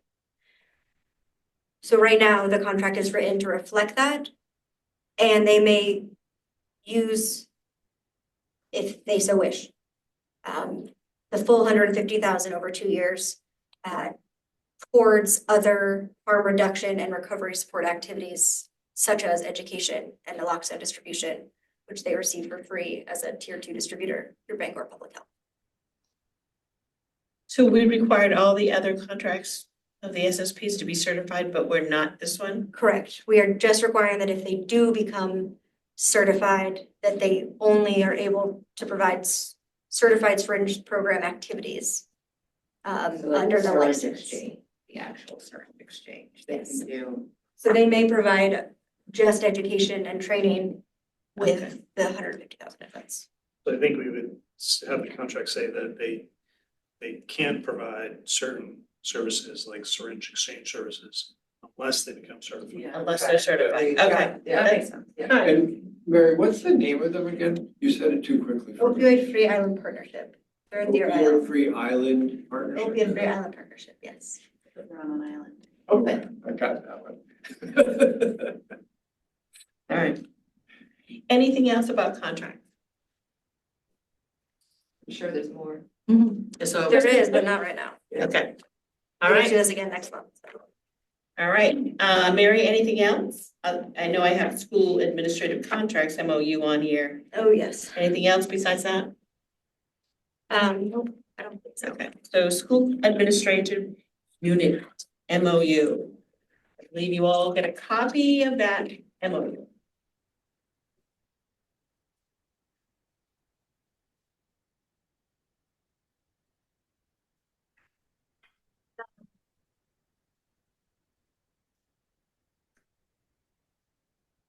Talked about this a little bit, but my recommendation for this is that we create a committee who will start with sort of overseeing the grant process. The MOU does outline certain guidelines for us. I appreciate that it emphasizes the Maine schools administrative units will supplement and not supplant other school funding.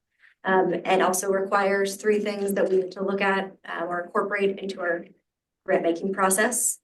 As you'll see, the special education consultant only needs to be part of the actual decision making. And that's something that the litigating school units, they will appoint that person. And they will presumably be part of our committee. One thing I want to note is that we will need to publish our evaluation criteria prior to the grant application. We didn't do that with our first round of grants. So that will be, I think, essentially one of the first activities of this committee. You'll need to take that on. I think we were Brendan is able to reach out to the school's lawyer to notify them that we're beginning this process. And so they can begin thinking about who they want as the expert. My hope was that we could at least gauge who might be interested in joining that committee, so we could start to schedule a meeting in the next month or 2 to begin this process. So the hope that Mary and I talked about was everyone collectively, at least most people, love the process we used with the prevention grants. And we're sort of thinking about why don't we do that with the school administration piece. So there'd be a short ad hoc committee that would have some content experts on it, be able to research it, look at the MOU, then bring that back to the full council and do a presentation as to what their recommendation is as to how we move forward with that. So more to come. So. Especially because none of us really have that background here as far as. Yeah, so if you are interested in doing it, please let me know. Well, the prevention team was such a dream team. Well, I'm interested in being on it, for sure. Excellent. Same. Excellent. Maybe we'll have co-chairs. And I actually have some people that we've worked with that I think, but we want some folks from other parts, but I know some folks who do specialize in special ed work and consulting and that kind of stuff that I think would be amazing. Good, all right, so we'll do some further discussion on that. And then we'll move forward with that. And again, it's like any other meeting, it has to go 2 weeks out, it has to be, it's public. But I think people in general were really happy with what happened with prevention and think with the school administrative pieces, I think it makes sense to do that again. We did all those meetings in public too and had them all 2 weeks of that. Advance. We did. It creates a space you need to go in deep on something, and I think we need to go in deep on that. Yeah. Make that things outside of these regular meetings. Yeah. All right. Anybody else? No. Okay, so what else do we have? Oh, Wow, certainly Joe. I just want to remind people that next month will be our first meeting where we will start with public comment. Oh, yeah. For 15 minutes. So we attached again your policy that you approved in regards to that public and making comments. I'm assuming that some of the geniuses over here, because I can't, will be able to get people from Zoom to be able to talk in. I don't have anything to do with computers. That's on this side of the table, as well as people here in person. And again, we've got guidelines set. It'll be the first time we're doing it, so it'll be interesting. I look forward to it, and hopefully we'll get some great feedback. I will remind council members that this is the time for the public to talk, not for you. So, and we're going to try to keep it at 15 minutes, but this is a listening part of the meeting where we get information from public who truly care about how these funds are spent and what's going on in their community and their lives. So just a reminder that it is for them. So, all right, Mary, anything else? No. Oh my goodness, are we gonna end on time? Don't say it yet. Oh my God, 4:49. Any other business to come before this meeting? I do not see any hands, so if that's the case, I am adjourning this meeting at 4:30. Thank you all on the Zoom, thank you all for being here, and getting through the meeting. Thank you, and welcome to your first meeting, next time you get to vote. Yeah, I've got the paperwork, thank you. And Deb, I will contact you, so we can